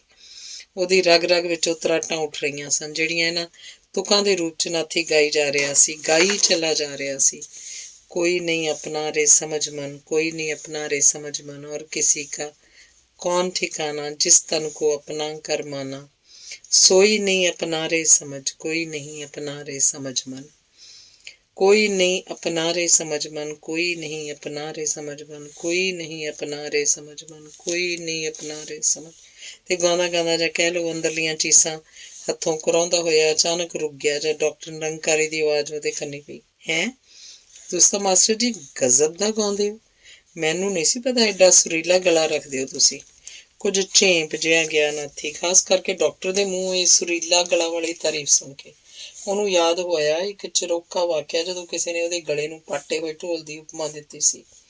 ਪਰ ਡਾਕਟਰ ਨਿਰੰਕਾਰੀ ਦੀ ਇਸ ਸ਼ਲਾਘਾ 'ਚ ਉਹਨੂੰ ਸੱਚਾਈ ਜਾਪੀ, ਜਦਕਿ ਖੁਦ ਉਹਦੀ ਆਵਾਜ਼ ਇਸ ਗੱਲ ਦੀ ਸਾਖੀ ਭਰ ਰਹੀ ਸੀ ਕਿ ਉਹਦਾ ਮਨ ਹੀ ਕਹਿ ਰਿਹਾ ਸੀ ਕਿ ਉਹਦਾ ਪਾਟੇ ਹੋਏ ਢੋਲ 'ਚੋਂ ਕਿਤੇ ਕਿਤੇ ਕੋਈ ਮਿਠਾਸ ਜਿਹੀ, ਕੋਈ ਸੁਰੀਲਾਪਨ ਜਿਹਾ ਆ ਗਿਆ। ਡਾਕਟਰ ਨਿਰੰਕਾਰੀ ਇਸ ਵੇਲੇ ਇਕੱਲਾ ਹੀ ਸੀ, ਨਾ ਕੋਈ ਅਸਿਸਟੈਂਟ ਉਹਦੇ ਨਾਲ, ਨਾ ਕੋਈ ਨਰਸ, ਜਿਹਦਾ ਮਤਲਬ ਸੀ ਕਿ ਉਹ ਹੋਰ ਦਿਨਾਂ ਵਾਂਗ ਹੀ ਅੱਜ ਵੀ 2 ਘੜੀਆਂ ਨਾਥੀ ਬਸ ਬੈਠ ਕੇ ਗੱਲਾਂ ਕਰਕੇ ਆਇਆ ਤੇ ਅਥਵਾ ਨਾਥੀ ਨੂੰ ਉਹਦੀ ਮਹਾਂਪ੍ਰਾਪਤੀ ਬਾਰੇ ਅਗਾਊਂ ਵਧਾਈ ਦੇਣ ਲਈ। ਅੱਜ ਤੁਹਾਡੀ ਪੱਟੀ ਖੁੱਲਣ ਵਾਲੀ ਹੈ ਮਾਸਟਰ ਜੀ। ਮੰਜੇ ਲਾਗਲੀ ਕੁਰਸੀ ਤੇ ਬੈਠਦੇ ਹਨ ਡਾਕਟਰ ਨਿਰੰਕਾਰੀ ਨੇ ਆਪਣੇ ਸੁਭਾਵਕ ਮਧੁਰਤਾ 'ਚ ਕਿਹਾ। ਨਿਰੰਕਾਰ ਦੀ ਕਿਰਪਾ ਨਾਲ ਅੱਜ ਦੀ ਦੁਪਹਿਰ ਤੁਹਾਡੇ ਲਈ ਖੁਸ਼ਕਿਸਮਤੀ ਦਾ ਪੈਗਾਮ ਲਿਆ ਰਹੀ ਹੈ। ਠੀਕ ਹੈ ਡਾਕਟਰ ਜੀ, ਡਾਕਟਰ ਨਿਰੰਕਾਰੀ ਦੀ ਆਸਾਂ ਤੋਂ ਉਲਟ ਨਾਥੀ ਨੇ ਇਸ ਜਵਾਬ 'ਚ ਨਾ ਉਤਸ਼ਾਹ ਸੀ, ਨਾ ਗਰਮੀ, ਨਾ ਹੋਣ ਵਾਲੀ ਪ੍ਰਾਪਤੀ ਦੀ ਖੁਸ਼ੀ। ਕੀ ਗੱਲ ਹੈ ਮਾਸਟਰ ਜੀ, ਸੁੱਖ ਤਾਂ ਹੈ? ਸੁੱਖ ਸਾਂ ਦੇ ਡਾਕਟਰ ਸਾਹਿਬ, ਤੁਹਾਡੀ ਕਿਰਪਾ ਨਾਲ। ਝੂਠ ਨਾ ਬੋਲੋ, ਸੱਚੋ ਸੱਚ ਦੱਸੋ, ਮਾਮਲਾ ਕੀ ਹੈ? ਨਾਥੀ ਨਿਰੁੱਤਰ ਸੀ। ਬੜੀ ਹੈਰਾਨੀ ਦੀ ਗੱਲ ਹੈ, ਪਰਮਾਤਮਾ ਦੀ ਏਡੀ ਵੱਡੀ ਦਾਤ ਤੁਹਾਨੂੰ ਪ੍ਰਾਪਤ ਹੋ ਰਹੀ ਹੈ ਤੇ ਤੁਹਾਡੇ ਚਿਹਰੇ ਤੇ ਖੁਸ਼ੀ ਦਾ ਨਾਂ ਨਿਸ਼ਾਨ ਨਹੀਂ। ਆਖਰ ਇਹਦੀ ਵਜ੍ਹਾ? ਨਾਥੀ ਉਵੇਂ ਹੀ ਗੁੰਮਸਮ। ਤਾਂ ਫਿਰ ਮੈਨੂੰ ਹੀ ਦੱਸਣੀ ਪਏਗੀ ਤੁਹਾਡੀ ਬਿਮਾਰੀ। ਐਤਕਾਂ ਡਾਕਟਰ ਨਿਰੰਕਾਰੀ ਦੇ ਸ਼ਬਦਾਂ ਛੇੜਛਾੜ ਵਰਗਾ ਕੁਝ ਰਲਿਆ ਸੀ, ਜਿਹਨੂੰ ਸੁਣ ਕੇ ਨਾਥੀ ਤਰਬਕ ਜਿਹਾ ਉੱਠਿਆ ਤੇ ਪੱਟੀਆਂ 'ਚ ਬੱਝਿਆ ਹੋਇਆ ਉਹਦਾ ਮੱਥਾ ਆਵਾਜ਼ ਦੀ ਸੇਧ ਵੱਲ ਥੋੜ੍ਹਾ ਜਿੰਨਾ ਗਾਂਹ ਝੁਕ ਗਿਆ, ਪਰ ਬੋਲਿਆ ਉਹ ਤੋਂ ਫਿਰ ਵੀ ਕੁਝ ਨਹੀਂ ਗਿਆ। ਦੱਸਦੇ ਹਾਂ ਫਿਰ? ਜਿਵੇਂ ਨਾਥੀ ਦੇ ਬੁੱਲ੍ਹਾਂ ਉੱਤੇ ਵੱਜੇ ਹੋਏ ਜੰਦਰੇ 'ਚ ਚਾਬੀ ਫੇਰਦਿਆਂ ਡਾਕਟਰ ਨੇ ਕਿਹਾ। ਦੱਸੋ। ਨਾਥੀ ਦੀ ਆਵਾਜ਼ ਅਥਰੂਆਂ 'ਚ ਨਤੀ ਸੀ। ਉਹਦਾ ਮੱਥਾ ਜ਼ਰਾ ਕੁ ਹੋਰ ਅਗਾਂਹ ਝੁਕ ਆਇਆ ਤੇ ਇੰਝ ਜਿਵੇਂ ਡਾਕਟਰ ਦੇ ਮੂੰਹੋਂ ਨਿਕਲਣ ਵਾਲੇ ਵਾਕਾਂ ਨੂੰ ਦਿਲ ਦੀ ਝੋਲੀ 'ਚ ਬੋਚ ਲੈਣਾ ਚਾਹੁੰਦਾ। ਬੀਬੀ ਪ੍ਰੀਤਮਾ ਲਈ ਉਦਾਸੇ ਹੋਏ ਜੇ ਨਾ ਤੁਸੀਂ ਸੱਚੋ ਸੱਚ ਦੱਸਦਾ। ਇਹ ਸ਼ਬਦ ਜੇ ਕੋਈ ਗੰਭੀਰਤਾ 'ਚ ਕਹੇ ਗਏ ਹੁੰਦੇ ਤਾਂ ਅਵਸ਼ ਹੀ ਨਾਥੀ ਸਹਿਮ ਹੀ ਜਾਂਦਾ ਇਹਨਾਂ ਨੂੰ ਸੁਣ ਕੇ, ਪਰ ਇਹਨਾਂ ਵਿੱਚ ਤਾਂ ਉਹਨੂੰ ਕੁਝ ਹੋਰ ਜਿਹਾ ਰੰਗ ਪਾਸਿਆ, ਹਾਸੇ ਜਿਹੇ ਦਾ, ਮਿੱਠੀ ਜਿਹੀ ਮਸ਼ਕਰੀ ਦਾ, ਕਿਸੇ ਹੱਦ ਤੱਕ ਭਲਾਤੀ ਜਿਹੀ ਦਿਲ ਰੱਖਣੀ ਦਾ। ਕੀ ਕਿਹਾ ਜੀ ਡਾਕਟਰ ਜੀ? ਜਿਵੇਂ ਗੱਲ ਦਾ ਮਤਲਬ ਸਮਝ ਕੇ ਵੀ ਨਾ ਸਮਝਿਆ ਹੋਵੇ ਉਹਨੇ। ਤੁਹਾਡਾ ਮਤਲਬ ਇਹ ਤੁਸੀਂ ਸੋਚਦੇ ਜੇ ਤੁਹਾਡੇ ਖਿਆਲ 'ਚ ਰਹਿਣ ਵੀ ਦਿਓ ਸਫਾਈਆਂ ਨੂੰ ਹੁਣ? ਡਾਕਟਰ ਦਾ ਹਾਸਾ ਮਧੁਰ ਜਿਹੀ ਵੀਣਾ ਦੀ ਝਨਕਾਰ ਬਣ ਕੇ ਕਮਰੇ 'ਚ ਗੂੰਜ ਉੱਠਿਆ। ਦਾਈਆਂ ਪਾਸੋਂ ਪੇਟ ਨਹੀਂ ਛੁਪਾਏ ਜਾ ਸਕਦੇ ਮਾਸਟਰ ਜੀ। ਨਾਥੀ ਨੂੰ ਇਹ ਵਿਅੰਗ ਚੰਗਾ ਨਹੀਂ ਲੱਗਾ, ਕੁਝ ਅਪਮਾਨਕ ਜਿਹਾ, ਕੁਝ ਨਿਰਾਦਰ ਸੂਚਕ ਜਿਹਾ ਲੱਗਾ ਉਹਨੂੰ। ਫਿਰ ਵੀ ਪ੍ਰਗਟ ਤੌਰ ਤੇ ਉਹਨੇ ਨਿਰਵਿਕਾਰ ਮੁਦਰਾ ਬਣਾਈ ਰੱਖੀ। ਇਹ ਤੋਂ ਅੱਗੇ ਜੋ ਕੋਈ ਡਾਕਟਰ ਦੇ ਮੂੰਹੋਂ ਸੁਣਿਆ ਉਹਨੇ ਤਾਂ ਜਿਵੇਂ ਪਾਸਾ ਹੀ ਪਲਟ ਕੇ ਰੱਖਤਾ। ਨਾਥੀ ਦੇ ਮਾਨਸ ਦਾ ਧੀਰਜ ਰੱਖੋ, ਬੀਬੀ ਪ੍ਰੀਤਮਾ ਆ ਰਹੀ ਹੈ ਤੁਹਾਨੂੰ ਮਿਲਣ ਲਈ। ਡਾਕਟਰ ਨਿਰੰਕਾਰੀ ਦੀ ਇਹ ਸੂਚਨਾ ਸੰਖਿਪਤ ਹੁੰਦੀ ਹੋਈ ਵੀ ਨਾਥੀ ਲਈ ਉਸੇ ਤਰ੍ਹਾਂ ਸੀ ਜਿਵੇਂ ਡੂੰਘੇ ਪਾਣੀਆਂ 'ਚ ਡੁੱਬੇ ਜਾ ਰਹੇ ਮਨੁੱਖ ਨੂੰ ਕਿਸੇ ਉਪਕਾਰੀ ਹੱਥ ਨੇ ਫੜ ਕੇ ਕਿਸ਼ਤੀ 'ਚ ਸੁਆਰ ਕਰਤਾ ਹੋਵੇ। ਤੇ ਇਹਦੇ ਅਸਰ ਨਾਲ ਨਾਥੀ ਦੀ ਆਸ ਦੀ ਕੰਧ, ਜਿਹੜੀ ਹੁਣ ਤਾਂ ਕੁਝ ਹੀ ਮਿੰਟ ਪਹਿਲਾਂ ਜਾਂ ਤਾਂ ਡਿੱਗ ਪਈ ਜਾਂ ਡਿੱਗੂ ਪਈ ਕਰਦੀ ਸੀ, ਕੁਝ ਇਸ ਤਰ੍ਹਾਂ ਰੁਕ ਗਈ ਜਿਵੇਂ ਇਤਿਹਾਸ ਅਨੁਸਾਰ ਵਲੀ ਕੰਧਾਰੀ ਦਾ ਰੇੜਿਆ ਹੋਇਆ ਪਹਾੜ ਨਾਨਕ ਨਿਰੰਕਾਰੀ ਦੇ ਹੱਥ ਦੀ ਛੋਹ ਨਾਲ ਰੁਕ ਗਿਆ ਸੀ। ਸ਼ੁਕਰਗੁਜ਼ਾਰੀ ਕਹਿ ਲਓ, ਅਣਲੱਭ ਖੁਸ਼ੀ ਦਾ ਪ੍ਰਗਟਾਓ ਕਹਿ ਲਓ, ਤੇ ਭਾਵੇਂ ਮਨੋਵੇਗ ਦੇ ਤੂਫਾਨੀ ਰੋੜ ਦਾ ਪ੍ਰਤੀਕ ਨਾਥੀ ਦੇ ਮੂੰਹੋਂ ਕੇਵਲ 2-2.5 ਸ਼ਬਦਾਂ ਦੇ ਰੂਪ ਵਿੱਚ, ਤੇ ਉਹ ਵੀ ਕਈ ਟੁਕੜੇ ਹੋ ਕੇ ਪ੍ਰਫੁੱਲਤ ਹੋਇਆ। ਆ ਰਹੇ ਨੇ ਕਿ ਬੀਬੀ ਜੀ? ਕਿ ਕਦੋਂ? ਡਾਕਟਰ ਨਿਰੰਕਾਰੀ ਜੇ ਨਿਰਾ ਸਰਜਨ ਹੀ ਹੁੰਦਾ ਤਾਂ ਸ਼ਾਇਦ ਨਾਥੀ ਦੇ ਅੰਦਰਲੇ ਬਵੰਡਰ ਨੂੰ ਨਾ ਸਮਝ ਸਕਦਾ, ਪਰ ਇਹਦੇ ਨਾਲ ਹੀ ਇੱਕ ਉੱਚ ਦਰਜੇ ਦਾ ਮਨੋਵਿਗਿਆਨੀ ਵੀ ਹੋਣ ਕਰਕੇ ਇਸ ਵੇਲੇ ਇਨ ਬਿਨ ਨਾਥੀ ਦੇ ਜਜ਼ਬਿਆਂ ਨੂੰ ਪੜ੍ਹ ਰਿਹਾ ਸੀ। ਪੜ੍ਹਦਾ ਬੋਲਿਆ, ਹਾਂ ਆ ਰਹੀ ਹੈ ਸ਼ਾਇਦ, ਭਲਕੇ। ਜਿਵੇਂ ਨਾਥੀ ਦੀ ਸਰਲਤਾ ਉੱਤੇ ਮੁੜ ਕੋਈ ਧੁੰਦ ਜਿਹੀ ਛਾ ਗਈ। ਅੱਜ ਨਹੀਂ ਆ ਸਕਣਗੇ ਡਾਕਟਰ ਜੀ? ਡਾਕਟਰ ਨੇ ਪਿਆਰ ਨਾਲ ਉਹਦੀ ਬਾਂਹ ਝੰਜੋੜੀ, ਹੱਸਦਾ ਬੋਲਿਆ। ਆਖੇ ਸਾਰੀ ਉਮਰ ਕੁਆਰੀ ਰਹੀ ਤੇ ਚੂੜਾ ਪਾਉਂਦੀ ਉਦਲ ਗਈ। ਭਲੇ ਆਦਮੀ, ਜਿੱਥੇ ਮਹੀਨਾ ਲੰਘਾਇਆ ਜੇ ਉੱਥੇ ਇੱਕ ਰਾਤ ਹੋਰ ਨਹੀਂ ਗੁਜ਼ਾਰ ਸਕਦੇ। ਨਾਥੀ ਕੁਝ ਪੱਚੀ ਜਿਹਾ ਹੋ ਗਿਆ ਆਪਣੀ ਜਲਦਬਾਜ਼ੀ ਤੇ। ਇਹ ਤੋਂ ਪਹਿਲਾਂ ਕਿ ਗਲਤੀ ਦੀ ਤਲਾਫੀ ਕਰਦਾ ਡਾਕਟਰ ਬੋਲਿਆ, ਪਰ ਇਸ ਵਿੱਚ ਤੁਹਾਡਾ ਕਸੂਰ ਕੋਈ ਨਹੀਂ। ਜੇ ਬੀਬੀ ਪ੍ਰੀਤਮਾ ਦੀ ਇਹ ਇੱਕ ਦਿਨ ਦੀ ਦੇਰ ਵੀ ਤੁਹਾਨੂੰ ਏਡੀ ਅਸਹਿਜ ਆਪ ਰਹੀ ਹੈ ਤੇ ਤੁਸੀਂ ਇੱਕ ਵਾਰੀ ਬੀਬੀ ਪ੍ਰੀਤਮਾ ਅੱਗੇ ਇੱਕ ਖਾਹਿਸ਼ ਜ਼ਾਹਰ ਕੀਤੀ ਸੀ, ਯਾਦ ਜੇ? ਕਿਹੜੀ? ਡਾਕਟਰ ਜੀ, ਗੱਲਾਂ 'ਚ ਇੱਕ ਵਾਰੀ ਤੁਸੀਂ ਉਹਨੂੰ ਕਿਹਾ ਸੀ ਕਿ ਜੇ ਕਦੀ ਤੁਹਾਨੂੰ ਅੱਖਾਂ ਮਿਲ ਜਾਣ ਤਾਂ ਸਭ ਤੋਂ ਪਹਿਲਾਂ ਤੁਸੀਂ ਬੀਬੀ ਪ੍ਰੀਤਮਾ ਨੂੰ ਵੇਖਣਾ ਚਾਹੋਗੇ। ਜੀ ਹਾਂ, ਕਿਹਾ ਸੀ ਤੇ ਮੈਨੂੰ ਯਾਦ ਹੈ ਡਾਕਟਰ ਜੀ। ਜਵਾਬ ਦੇਣ ਦੇ ਨਾਲ ਨਾਥੀ ਦਿਲ 'ਚ ਸੋਚ ਰਿਹਾ ਸੀ, ਤਾਂ ਕਿ ਬੀਬੀ ਜੀ ਦੀ ਇੰਨੀ ਨੇੜਤਾ ਹੈ ਇਹਨਾਂ ਨਾਲ ਜੋ ਇਹੋ ਜਿਹੀਆਂ ਗੱਲਾਂ ਵੀ ਉਹਨੇ ਇਹਨਾਂ ਨੂੰ ਦੱਸ ਦਿੱਤੀਆਂ ਨੇ। ਇਸ ਵਾਰਤਾਲਾਪ ਦੀ ਲੜੀ ਇੱਥੇ ਪਹੁੰਚ ਕੇ ਰੁਕ ਗਈ ਜਦ ਇੱਕ ਅਸਿਸਟੈਂਟ ਦੇ ਨਾਲ ਇੱਕ ਨਰਸ ਆ ਪਹੁੰਚੀ, ਸ਼ਾਇਦ ਨਾਥੀ ਨੂੰ ਕੋਈ ਦਵਾਈ ਦੇਣ ਜਾਂ ਟੀਕਾ ਲਾਉਣ ਲਈ। ਇਹ ਤੋਂ ਮਗਰੋਂ ਇਹ ਲੜੀ ਜਾਰੀ ਨਹੀਂ ਰਹਿ ਸਕੀ। ਸ਼ਾਇਦ ਡਾਕਟਰ ਨਿਰੰਕਾਰੀ ਨੂੰ ਕੋਈ ਹੋਰ ਰੁਝੇਵਾਂ ਆ ਪਿਆ। ਅੰਗ 44ਵਾਂ। ਡਾਕਟਰ ਨਿਰੰਕਾਰੀ ਚਲਾ ਗਿਆ ਤੇ ਨਾਥੀ ਦੇ ਅੰਦਰ ਪ੍ਰਸ਼ਨਾਂ ਦਾ ਜਿਹੜਾ ਅੰਬਾਰ ਜਿਹਾ ਉਸਰ ਆਇਆ ਸੀ ਉਹ ਧਰਿਆ ਧਰਾਇਆ ਹੀ ਰਹਿ ਗਿਆ। ਬੀਬੀ ਜੀ ਕਿਹੜੀ ਗੱਡੀ ਆ ਰਹੇ ਨੇ? ਕਿਸ ਵੇਲੇ ਹਸਪਤਾਲ ਪਹੁੰਚਣਗੇ? ਇੱਕ ਕਹਿਰੀ ਨਹੀਂ, ਦੂਰੀ ਉਡੀਕ, ਤੇ ਦੋਵੇਂ ਉਡੀਕਾਂ 'ਚ ਇੱਕ ਦੂਜੀ ਤੋਂ ਵੱਧ ਇੱਕ ਪਾਸੇ ਅੱਖਾਂ ਦੀ ਜੋਤ, ਦੂਜੇ ਪਾਸੇ ਉਹ ਵਿਅਕਤੀ ਦੀ ਆਮਦ ਬਾਰੇ ਜਿਸ ਉੱਤੇ ਸਭ ਤੋਂ ਪਹਿਲਾਂ ਦ੍ਰਿਸ਼ਟਮਾਨ ਕਰਨ ਲਈ ਨਾਥੀ ਚਿਰੋਕਾ ਤਰਲੋ ਮੱਛੀ ਹੋ ਰਿਹਾ। ਉਹਦੀ ਉਡੀਕ ਪਲ ਪਲ ਵਧੀ ਜਾ ਰਹੀ ਸੀ। ਇਹ ਉਡੀਕ ਅਸਹਿ ਕਿਸਮ ਦੀ ਉਤੇਜਨਾ ਬਣ ਕੇ ਉਹਦੇ ਅੰਦਰ ਵੀ ਬਾਹਰ ਵੀ ਪਸਰਦੀ ਜਾ ਰਹੀ ਸੀ। ਸ਼ਾਇਦ ਇਸ ਕਿਸਮ ਦੀ ਉਤੇਜਨਾ ਭਰੀ ਉਡੀਕ ਅਥਵਾ ਉਡੀਕ ਭਰੀ ਉਤੇਜਨਾ ਵੇਲੇ ਆਦਮੀ ਦੀ ਭੁੱਖ ਮਰ ਜਾਇਆ ਕਰਦੀ ਹੈ। ਘੜੀਆਂ ਨੂੰ ਧੱਕੇ ਦੇ ਕੇ ਨਾਥੀ ਨੇ ਸਵੇਰ ਤੋਂ ਦੁਪਹਿਰ ਵਿੱਚ ਝਾਲੜੀ ਵਿੱਥ ਨੂੰ ਕਿਸੇ ਤਰ੍ਹਾਂ ਪੂਰਿਆ। ਨਾਥੀ ਨੇ ਆਪਣੇ ਆਪ ਨੂੰ ਆਪਰੇਸ਼ਨ ਹਾਲ 'ਚ ਮਹਿਸੂਸਿਆ, ਜਿੱਥੇ ਨਾ ਕੇਵਲ ਉਹਦੀ ਪੱਟੀ ਖੁੱਲਣੀ ਸੀ, ਬਲਕਿ ਪੱਟੀ ਖੁੱਲਣ ਤੋਂ ਬਾਅਦ ਉਹਦੀ ਅੱਖ ਦਾ ਨਿਰੀਖਣ ਵੀ ਕੀਤਾ ਜਾਣਾ ਸੀ। ਕਾਫੀ ਮੋਕਲਾ ਹੋਣ ਤੇ ਵੀ ਹਾਲ ਅੱਜ ਇੰਨਾ ਖਚਾਖਚ ਭਰਿਆ ਹੋਇਆ ਸੀ ਕਿ ਚਿੱਕੜ ਪ੍ਰਬੰਧਕਾਂ ਨੂੰ ਦਾਖਲਾ ਬੰਦ ਕਰਨਾ ਪਿਆ। ਫਰਸ਼ ਤੋਂ ਲੈ ਕੇ ਗੈਲਰੀਆਂ ਤੀਕ ਤਿਲ ਸੁੱਟਣ ਦੀ ਥਾਂ ਨਹੀਂ ਸੀ। ਡਾਕਟਰਾਂ, ਮੈਡੀਕਲ ਕਾਲਜ ਦੇ ਪ੍ਰੋਫੈਸਰਾਂ ਤੇ ਵਿਦਿਆਰਥੀਆਂ ਦੀ ਇੱਕ ਭੀੜ ਅੱਜ ਡਾਕਟਰ ਨਿਰੰਕਾਰੀ ਦੀ ਕਰਾਮਾਤ ਦਾ ਕ੍ਰਿਸ਼ਮਾ ਵੇਖਣ ਲਈ ਉਮੜੀ ਚਲੀ ਆ ਰਹੀ ਸੀ। ਡਾਕਟਰ ਨਿਰੰਕਾਰੀ, ਜਿਹੜਾ ਹਰ ਰੋਜ਼ ਪ੍ਰਤੀ ਦਿਨ ਦਰਜਨਾਂ ਆਪਰੇਸ਼ਨ ਕਰਦਾ ਸੀ, ਅੱਜ ਉਹਨੇ ਅੱਧਿਆਂ ਤੋਂ ਬਹੁਤੇ ਕੇਸ ਕੱਲ੍ਹ ਉੱਤੇ ਪਾ ਦਿੱਤੇ ਸਨ, ਤਾਂ ਜੋ ਆਪਣਾ ਸਾਰਾ ਧਿਆਨ ਤੇ ਬਹੁਤ ਸਾਰਾ ਵਕਤ ਉਹ ਇਸ ਬੰਨੇ ਦੇ ਸਕੇ। ਉਹਨੂੰ ਆਸ਼ੰਕਾ ਸੀ ਕਿ ਜਾਣੀਏ ਕੇਸ 'ਚ ਕੋਈ ਵਿਘਨ ਪੈ ਜਾਂਦਾ ਹੋਵੇ। ਨਾਥੀ ਨੂੰ ਮੇਜ਼ ਉੱਤੇ ਲਿਟਾ ਦਿੱਤਾ ਗਿਆ। ਆਪਣੇ ਅਮਲੇ ਵਿੱਚ ਘਿਰੇ ਹੋਏ ਡਾਕਟਰ ਨਿਰੰਕਾਰੀ ਨੇ ਬੜੀ ਸੰਭਾਲ ਤੇ ਚੌਕਸੀ ਨਾਲ ਪੱਟੀ ਦੀਆਂ ਗੰਢਾਂ ਖੋਲ੍ਹਣੀਆਂ ਸ਼ੁਰੂ ਕੀਤੀਆਂ। ਕਈਆਂ ਪਾਸਿਆਂ ਵੱਲੋਂ ਮਰੀਜ਼ ਦੇ ਮੱਥੇ ਤੇ ਟਾਰਚਾਂ ਦਾ ਰਲਵਾਂ ਚਾਨਣ ਪਾਇਆ ਜਾ ਰਿਹਾ ਸੀ। ਇੱਕ ਨਰਸ ਡਾਕਟਰ ਦੇ ਸੱਜੇ ਖੱਬੇ ਆਪਣੇ ਟਰੇਆਂ ਲਈ ਖੜੋਤੀਆਂ ਸਨ, ਜਿਨ੍ਹਾਂ 'ਚ ਅਨੇਕਾਂ ਕਿਸਮ ਦਾ ਸਰਜਰੀ ਦਾ ਸਮਾਨ ਸੀ। ਨਾਥੀ ਭਾਵੇਂ ਇਸ ਵੇਲੇ ਹੋਸ਼ ਹਵਾਸ ਦੀ ਹਾਲਤ ਵਿੱਚ ਸੀ, ਪਰ ਦਿਲ ਉਹਦਾ ਇੰਨੇ ਜ਼ੋਰ ਦੀ ਧੜਕ ਰਿਹਾ ਸੀ ਜਿਵੇਂ ਸਾਹ ਰੁਕਿਆ, ਪਰ ਆਪਣੇ ਮੱਥੇ ਉੱਤੇ ਡਾਕਟਰ ਨਿਰੰਕਾਰੀ ਦੇ ਹੱਥ ਦਾ ਸਪਰਸ਼ ਮਹਿਸੂਸ ਕਰਕੇ ਉਹਦੀ ਹਾਲਤ ਸੁਧਰਨ ਲੱਗੀ। ਉਤਾਰੀ ਹੋਈ ਪੱਟੀ ਨੂੰ ਡਾਕਟਰ ਨਿਰੰਕਾਰੀ ਨੇ ਨਰਸ ਦੀ ਟਰੇ 'ਚ ਰੱਖ ਦਿੱਤਾ। ਫਿਰ ਉਹਨੇ ਗੋਲ ਮੁੰਦਰਾ ਜਿਹਾ ਲੈਂਟ ਦਾ ਟੁਕੜਾ ਉਤਾਰਿਆ। ਇਸ ਤੋਂ ਬਾਅਦ ਰੂੰ ਦਾ ਵੱਡਾ ਸਾਰਾ ਪੀਸ, ਜਿਹਨੇ ਸਾਰੀ ਅੱਖ ਨੂੰ ਢਕਿਆ ਸੀ, ਸਹਿਜ ਨਾਲ ਚੁੱਕ ਲਿਆ। ਸਭ ਤੋਂ ਛੇਕੜ ਲੈਂਟ ਦਾ ਇੱਕ ਹੋਰ ਟੁਕੜਾ, ਜਿਹੜਾ ਅੱਖ ਨਾਲ ਜ਼ਰਾ ਚੰਬੜਿਆ ਸੀ, ਉਤਾਰਨ ਤੋਂ ਪਹਿਲਾਂ ਉਹਨੇ ਰੂੰ ਦੇ ਤੁੰਬੇ ਤੇ ਲੋਸ਼ਨ ਦੀ ਸਹਾਇਤਾ ਨਾਲ ਚੰਗੀ ਤਰ੍ਹਾਂ ਤਰ ਕਰ ਲਿਆ। ਫਿਰ ਚਿਮਟੀ ਦੀ ਸਹਾਇਤਾ ਨਾਲ ਇਸ ਟੁਕੜੇ ਨੂੰ ਚੁੱਕ ਕੇ ਉਹਨੇ ਟਰੇ 'ਚ ਰੱਖਤਾ। ਪੱਟੀ ਖੁੱਲਣ ਤੋਂ ਬਾਅਦ ਵਾਰੀ ਆਈ ਤੋਪੇ ਕੱਟਣ ਦੀ। ਤੋਪੇ ਵੀ ਸਧਾਰਨ ਨਹੀਂ, ਬਲਕਿ ਉਨੇ ਹੀ ਮਹੱਤਵਪੂਰਨ ਸਨ ਜਿੰਨਾ ਇਹ ਕੇਸ। ਜਿਵੇਂ ਸਿਆਣੇ ਦਰਜੀ ਨੇ ਕੱਪੜਿਆਂ ਦਾ ਗਲਿਆ ਫਿਸਿਆ ਹੋਇਆ ਹਿੱਸਾ ਕੱਟ ਕੇ ਉਹਦੀ ਥਾਂ ਤੇ ਨਵੀਂ ਟਾਕੀ ਲਾ ਦਿੱਤੀ ਹੋਵੇ। ਡਾਕਟਰ ਨਿਰੰਕਾਰੀ ਦੇ ਦੋਵੇਂ ਹੱਥ ਇੱਕੋ ਵੇਲੇ ਆਪਣੀ ਕਿਰਿਆ 'ਚ ਰੁੱਝੇ ਹੋਏ ਸਨ। ਇੱਕ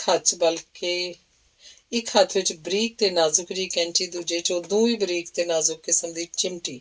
ਜਿਉਂ-ਜਿਉਂ ਕੈਂਚੀ ਟਾਂਕਿਆਂ ਨੂੰ ਕੱਟਦੀ ਜਾ ਰਹੀ ਸੀ, ਤਿਵੇਂ-ਤਿਵੇਂ ਚਿਮਟੀ ਵਾਲ ਵਰਗੀ ਮਹੀਨ ਤਾਰ ਦੇ ਟੁਕੜਿਆਂ ਨੂੰ ਆਪਣੀ ਚੁੰਝ 'ਚ ਫੜ ਕੇ ਟਰੇ ਦੇ ਹਵਾਲੇ ਕਰੀ ਜਾ ਰਹੀ ਸੀ।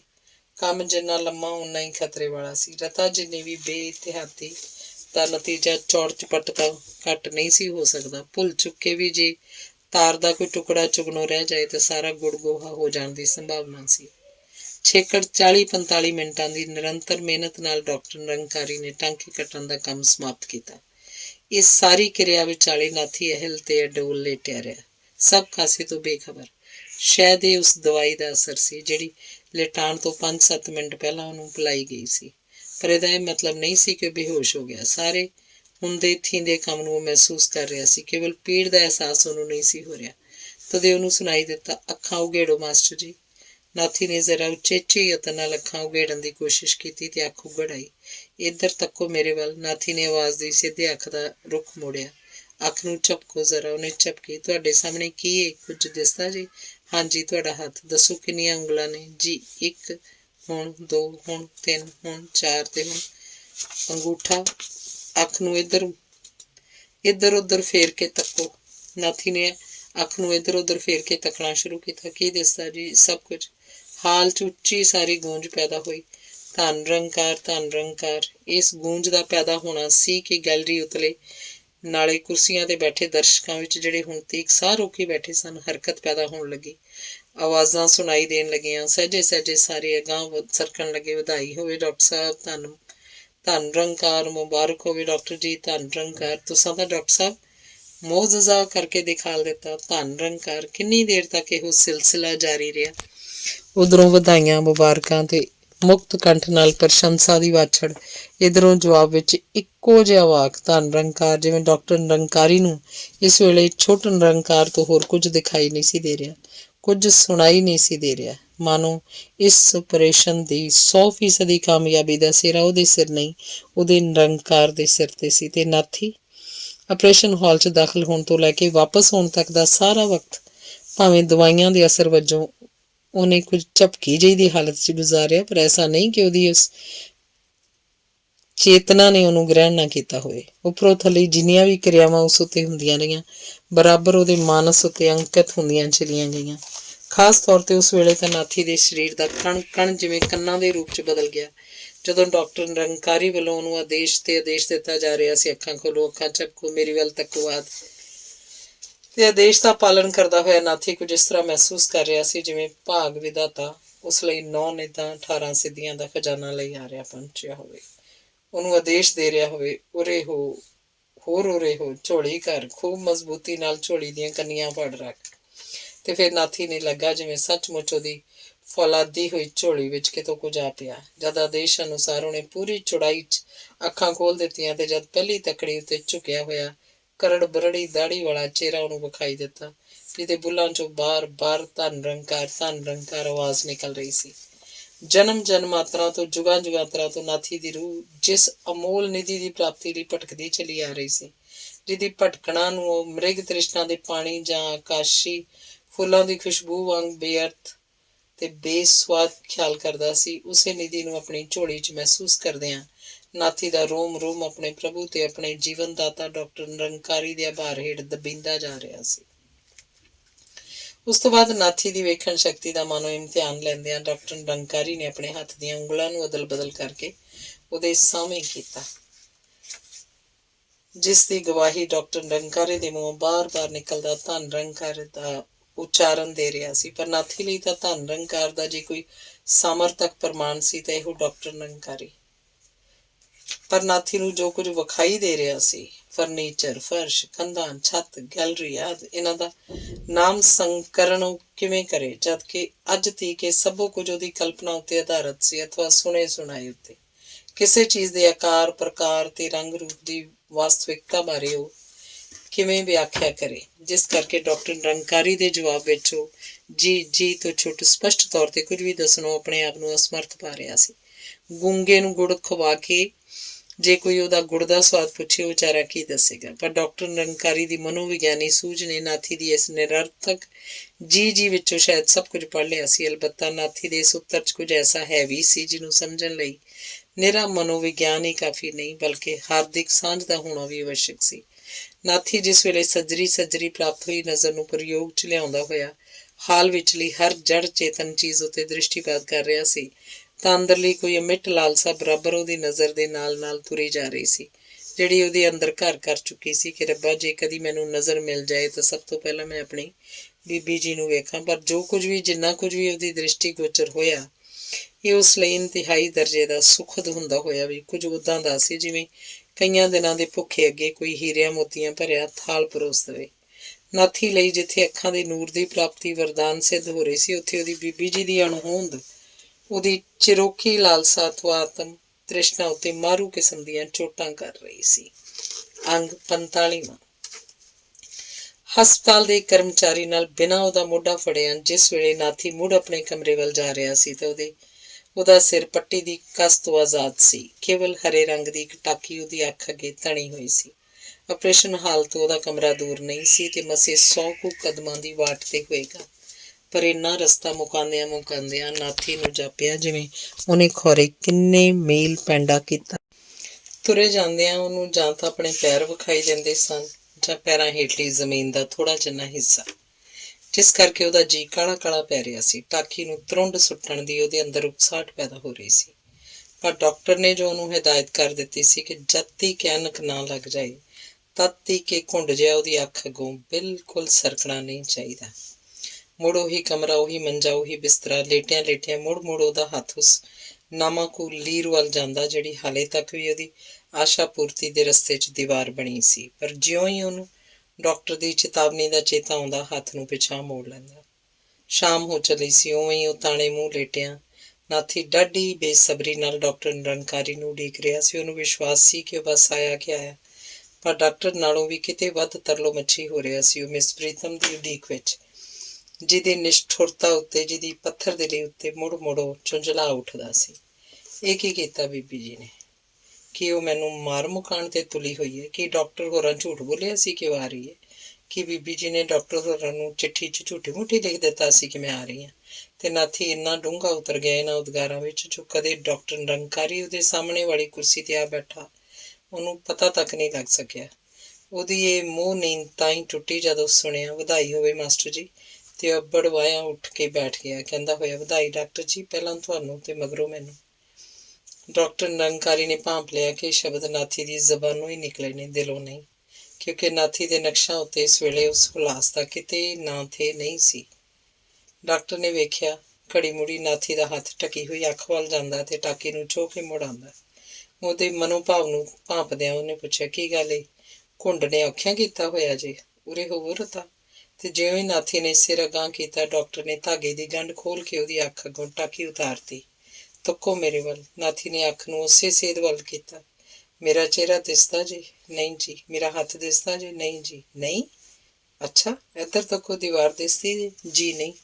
ਮੰਜਾ? ਨਹੀਂ। ਸਟੂਲ? ਨਹੀਂ। ਉੱਪਰ ਤੱਕੋ? ਨਹੀਂ ਜੀ, ਕੁਝ ਵੀ ਨਹੀਂ ਜੀ ਦਿਸਦਾ। ਨਾਥੀ ਨੂੰ ਹੌਲ ਉੱਠਣ ਲੱਗੇ।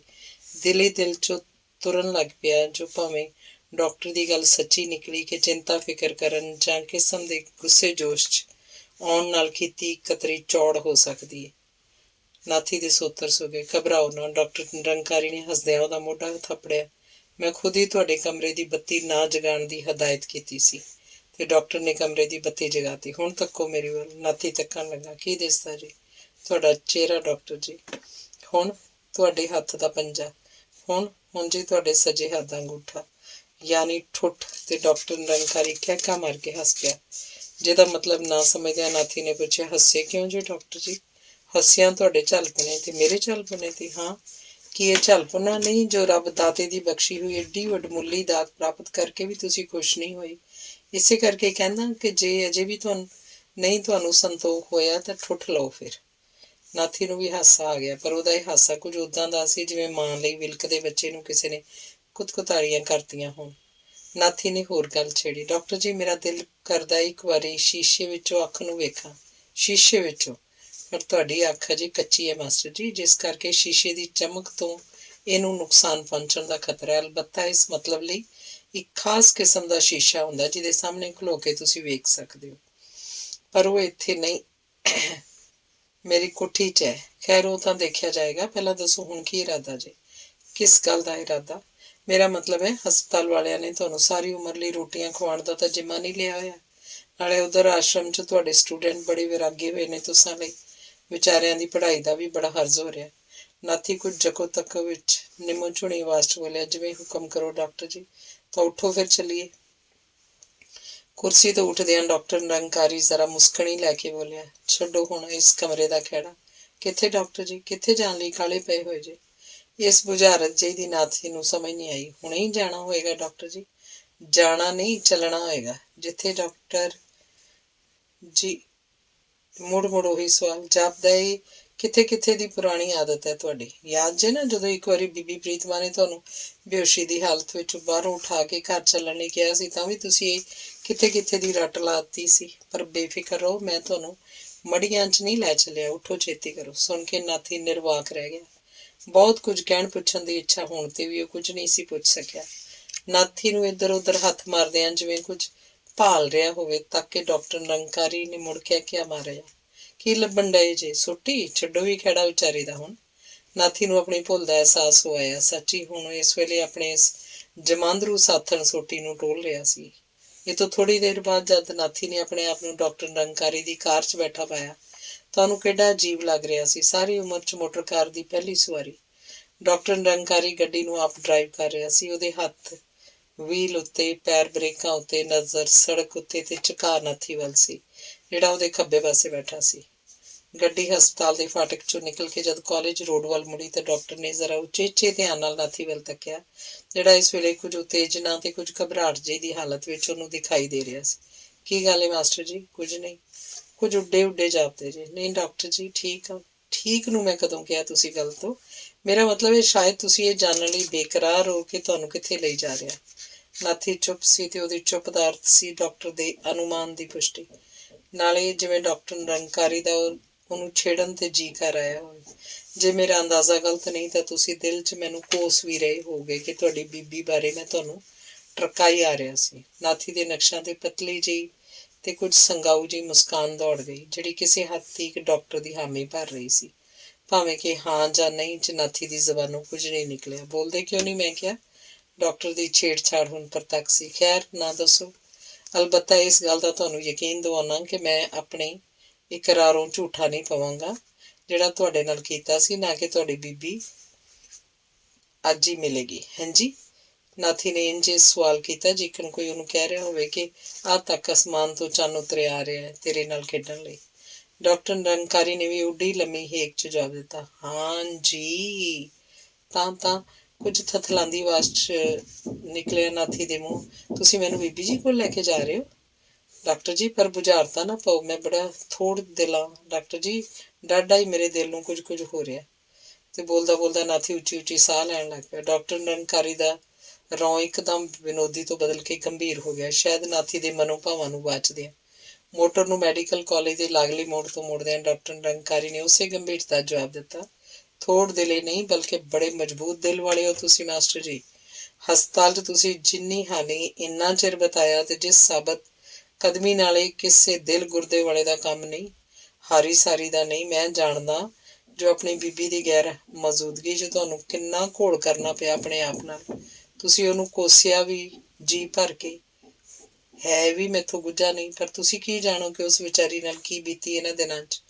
जे बीमार ना हुंदी तां की इन्ना चिर की विचों ही नाथी बोल पिया, बल्कि फट पिया। की किहा जे बीबी जी बीमार ने? घबराओ ना। डॉक्टर ने व्हील तो खब्बा हत्थ उठा के ਉਹਦੇ ਮੋਢੇ ਤੇ रख दिता। निरंकार दी किरपा नाल हुण ठीक है ਉਹਦੀ हालत, पर अजे इस काबिल नहीं जो हस्पताल तक जा सकती। पर उसे हड़बड़ाहट चों बोलिया, की तकलीफ हो गई बीबी जी नूं? मैं भी आखां रब ना कराए जरूर कोई भाणा वरत गया, नहीं तो मेरी बीबी की आखते ये तो अगे नाथी नूं कहण लई कोई जचदा शब्द नहीं मिल सकिया, जिस करके उपरों थली कई सवाल करदा चला गया। कित्थे ने, किंज ने, की कहंदे सन इत्यादि। तुसी आप ही जाके सारा कुछ पुछ लओगे। वो तो घबराओ ना, असीं आ पहुंचे हैं। पर एक गल का ख्याल रखना मास्टर जी। जरा को रुकण तो बाद डॉक्टर निरंकारी ने मुड़ कहना शुरू किया, ਉਹਨੂੰ ਮਿਲਣ ਵੇਲੇ ਬਹੁਤਾ ਜਜ਼ਬਾਤੀ ਨਾ ਹੋਣਾ। ਤੁਸੀਂ ਜਾਣਦੇ ਹੋ ਇੱਕ ਤਾਂ ਲੜਕੀਆਂ ਦਾ ਦਿਲ ਵੈਸੇ ਹੀ ਜਜ਼ਬਾਤੀ ਹੁੰਦਾ, ਦੂਜਾ ਬਿਮਾਰੀ ਦੀ ਹਾਲਤ 'ਚ ਉਹਦੀ ਹਾਲਤ ਭਾਵੇਂ ਖਤਰੇ ਤੋਂ ਬਾਹਰ ਹੈ, ਫਿਰ ਵੀ ਮੈਨੂੰ ਇਸ ਗੱਲ ਦਾ ਖਦਸ਼ਾ ਬਣਿਆ ਹੈ ਤੁਸੀਂ ਦੋਹਾਂ ਦਾ ਮਿਲਾਪ ਕਿਤੇ ਗੜਬੜ ਨਾ ਪੈਦਾ ਕਰ ਦਏ, ਸੋ ਖੂਬ ਚੌਕਸੀ ਰੱਖਣੀ। ਜਵਾਬ 'ਚ ਨਾਥੀ ਤੋਂ ਕੁਝ ਨਹੀਂ ਸਰਿਆ, ਸ਼ਾਇਦ ਓੜਕਾਂ ਦੇ ਭਾਵਾਵੇਸ਼ ਕਰਕੇ। ਫਿਰ ਵੀ ਡਾਕਟਰ ਦੀ ਚੇਤਾਵਨੀ ਵਜੋਂ ਉਹਨੇ ਕਾਫੀ ਹੱਦ ਤੱਕ ਆਪਣੇ ਆਪ ਨੂੰ ਸੰਭਾਲ ਲਿਆ। ਗੱਡੀ ਕੋਠੀ 'ਚ ਪ੍ਰਵਿਸ਼ਟ ਹੋ ਚੁੱਕੀ ਸੀ। ਬ੍ਰੇਕਾਂ ਲਾਉਂਦਿਆਂ ਡਾਕਟਰ ਨਿਰੰਕਾਰੀ ਬੋਲਿਆ, ਅਸੀਂ ਆ ਪਹੁੰਚੇ ਮਾਸਟਰ ਜੀ, ਉਤਰੋ। ਤੇ ਸਾਰੀ ਸ਼ਕਤੀ ਨਾਲ ਆਪਣੇ ਆਪ ਨੂੰ ਸੰਤੁਲਿਤ ਕਰਦਾ ਰੱਖਣ ਦੇ ਯਤਨ 'ਚ ਨਾਥੀ ਨੇ ਡਾਕਟਰ ਦੇ ਆਦੇਸ਼ ਦਾ ਪਾਲਣ ਕੀਤਾ। ਅਖੀਰਲਾ 47ਵਾਂ ਅੰਗ। ਸੀਟ ਤੋਂ ਉੱਠਣ ਲੱਗਿਆ ਇੱਕ ਵਾਰੀ ਫਿਰ ਸੋਟੀ ਦੀ ਭਾਲ 'ਚ ਨਾਥੀ ਦੇ ਹੱਥ ਇੱਧਰ ਉੱਧਰ ਫੈਲ ਰਹੇ। ਝੱਟ ਹੀ ਉਹਨੂੰ ਚੇਤਾ ਆ ਗਿਆ ਕਿ ਇਸ ਗੱਲੋਂ ਤਾਂ ਥੋੜ੍ਹੀ ਦੇਰ ਪਹਿਲਾਂ ਡਾਕਟਰ ਨਿਰੰਕਾਰੀ ਨੇ ਉਹਨੂੰ ਟੋਕਿਆ ਸੀ। ਦੋਵੇਂ ਅੱਗੜ ਪਿੱਛੜ ਜਦ ਮੋਟਰ 'ਚੋਂ ਬਾਹਰ ਨਿਕਲੇ ਤਾਂ ਤੁਰਨ ਲੱਗਿਆ ਨਾਥੀ ਨੇ ਡਾਕਟਰ ਨਿਰੰਕਾਰੀ ਦਾ ਮੋਢਾ ਫੜ ਲਿਆ, ਪਰ ਇਹ ਕਿਰਿਆ ਉਹਨੇ ਆਦਤ ਵਜੋਂ ਨਹੀਂ ਸੀ ਕੀਤੀ, ਬਲਕਿ ਇਸ ਲਈ ਕਿ ਲੱਤਾਂ ਦੇ ਕਾਂਬੇ ਕਾਰਨ ਉਹਨੂੰ ਡਿੱਗ ਪੈਣ ਦਾ ਕੁਝ ਖਤਰਾ ਜਿਹਾ ਜਾਪਣ ਲੱਗ ਪਿਆ ਸੀ। ਉਹ ਇਸ ਵੇਲੇ ਹੋਸ਼ 'ਚ ਹੁੰਦਾ ਹੋਇਆ ਵੀ ਕੁਝ ਬੇਹੋਸ਼ੀ ਜਿਹੀ ਦਾ ਅਨੁਭਵ ਕਰ ਰਿਹਾ ਸੀ। ਅੱਖ ਅੱਗੇ ਤਣੀ ਹੋਈ ਟਾਕੀ ਹੇਠੋਂ ਦਿਸਦਾ ਪੈਰ ਹੇਠਲਾ ਫਰਸ਼ ਉਹਨੂੰ ਚੱਕੀ ਦੇ ਪੁੜ ਵਾਂਗ ਕੁਝ ਭੌਂਦਾ ਜਾਪਦਾ ਸੀ। ਬਾਂਹ ਮੇਰੀ ਕਿਉਂ ਫੜ ਲਈ ਜੀ ਮਾਸਟਰ ਜੀ? ਡਾਕਟਰ ਨਿਰੰਕਾਰੀ ਨੇ ਟੋਕ ਹੀ ਦਿੱਤਾ ਉਹਨੂੰ। ਵਾਦੜੀਆਂ ਸਜਾਦੜੀਆਂ ਅਜੇ ਨਹੀਂ ਸੀ ਛੁੱਟੀਆਂ। ਨਾਥੀ ਨੇ ਬਾਂਹ ਛੱਡਤੀ ਬਿਨਾਂ ਜਵਾਬ ਦਿੱਤਿਆਂ। ਡਾਕਟਰ ਨੇ ਸ਼ਾਇਦ ਉਹਦੀ ਹਾਲਤ ਨੂੰ ਭਾਂਪ ਲਿਆ। ਜਿਉਂ ਹੀ ਨਾਥੀ ਨੇ ਉਹਦੀ ਬਾਂਹ ਛੱਡੀ ਕਿ ਉਹਨੇ ਸਗੋਂ ਨਾਥੀ ਦੀ ਬਾਂਹ ਫੜ ਲਈ ਤੇ ਬਹੁਤ ਹੌਲੀ ਕਦਮੀ ਤੁਰਨ ਲੱਗਾ। ਤੁਰੇ ਜਾਂਦਿਆਂ ਨਾਥੀ ਕੁਝ ਨਹੀਂ ਜਾਣ ਸਕਿਆ ਕਿ ਰਸਤਾ ਕਿੱਧਰੋਂ ਕਿੱਧਰੋਂ ਮੁੜਿਆ ਜਾ ਰਿਹਾ। ਰਸਤੇ 'ਚ ਕੀ ਸੀ?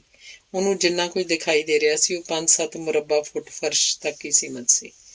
ਰੁਕ ਜਾਓ ਮਾਸਟਰ ਜੀ, ਡਾਕਟਰ ਨਿਰੰਕਾਰੀ ਨੇ ਕਦਮ ਰੋਕਦਿਆਂ ਕਿਹਾ, ਅਸੀਂ ਆ ਪਹੁੰਚੇ ਹਾਂ। ਨਾਲੇ ਇਸ ਕਮਰੇ 'ਚ ਹੁੰਦਿਆਂ ਤੁਹਾਨੂੰ ਅੱਖ ਅੱਗੇ ਇਹ ਘੁੰਡ ਜਿਹਾ ਤਾਣੀ ਰੱਖਣ ਦੀ ਲੋੜ ਨਹੀਂ। ਇੱਥੇ ਦੀ ਲਾਈਟ। ਡਾਕਟਰ ਦੀ ਗੱਲ ਪੂਰੀ ਵੀ ਨਹੀਂ ਸੀ ਹੋਈ ਕਿ ਨਾਥੀ ਨੇ ਬਿੱਲੀ ਵਰਗੇ ਝਪਟੇ ਨਾਲ ਅੱਖ ਅਗਲੀ ਟਾਕੀ ਧੂ ਸੁੱਟੀ।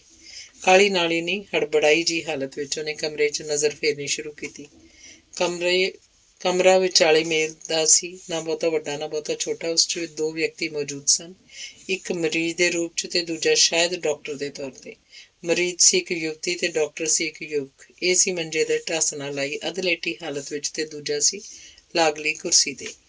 ਨਾਥੀ ਦੀ ਇਸ ਵੇਲੇ ਇਹ ਹਾਲਤ ਸੀ ਕਿ ਜੇ ਡਾਕਟਰ ਨੇ ਉਹਦੀ ਬਾਂਹ ਨਾ ਫੜੀ ਹੁੰਦੀ ਤਾਂ ਸੰਭਵ ਸੀ ਕਿ ਉਹ ਧਾ ਕੇ ਮਰੀਜ਼ ਦੇ ਉੱਤੇ ਜਾ ਡਿੱਗਦਾ।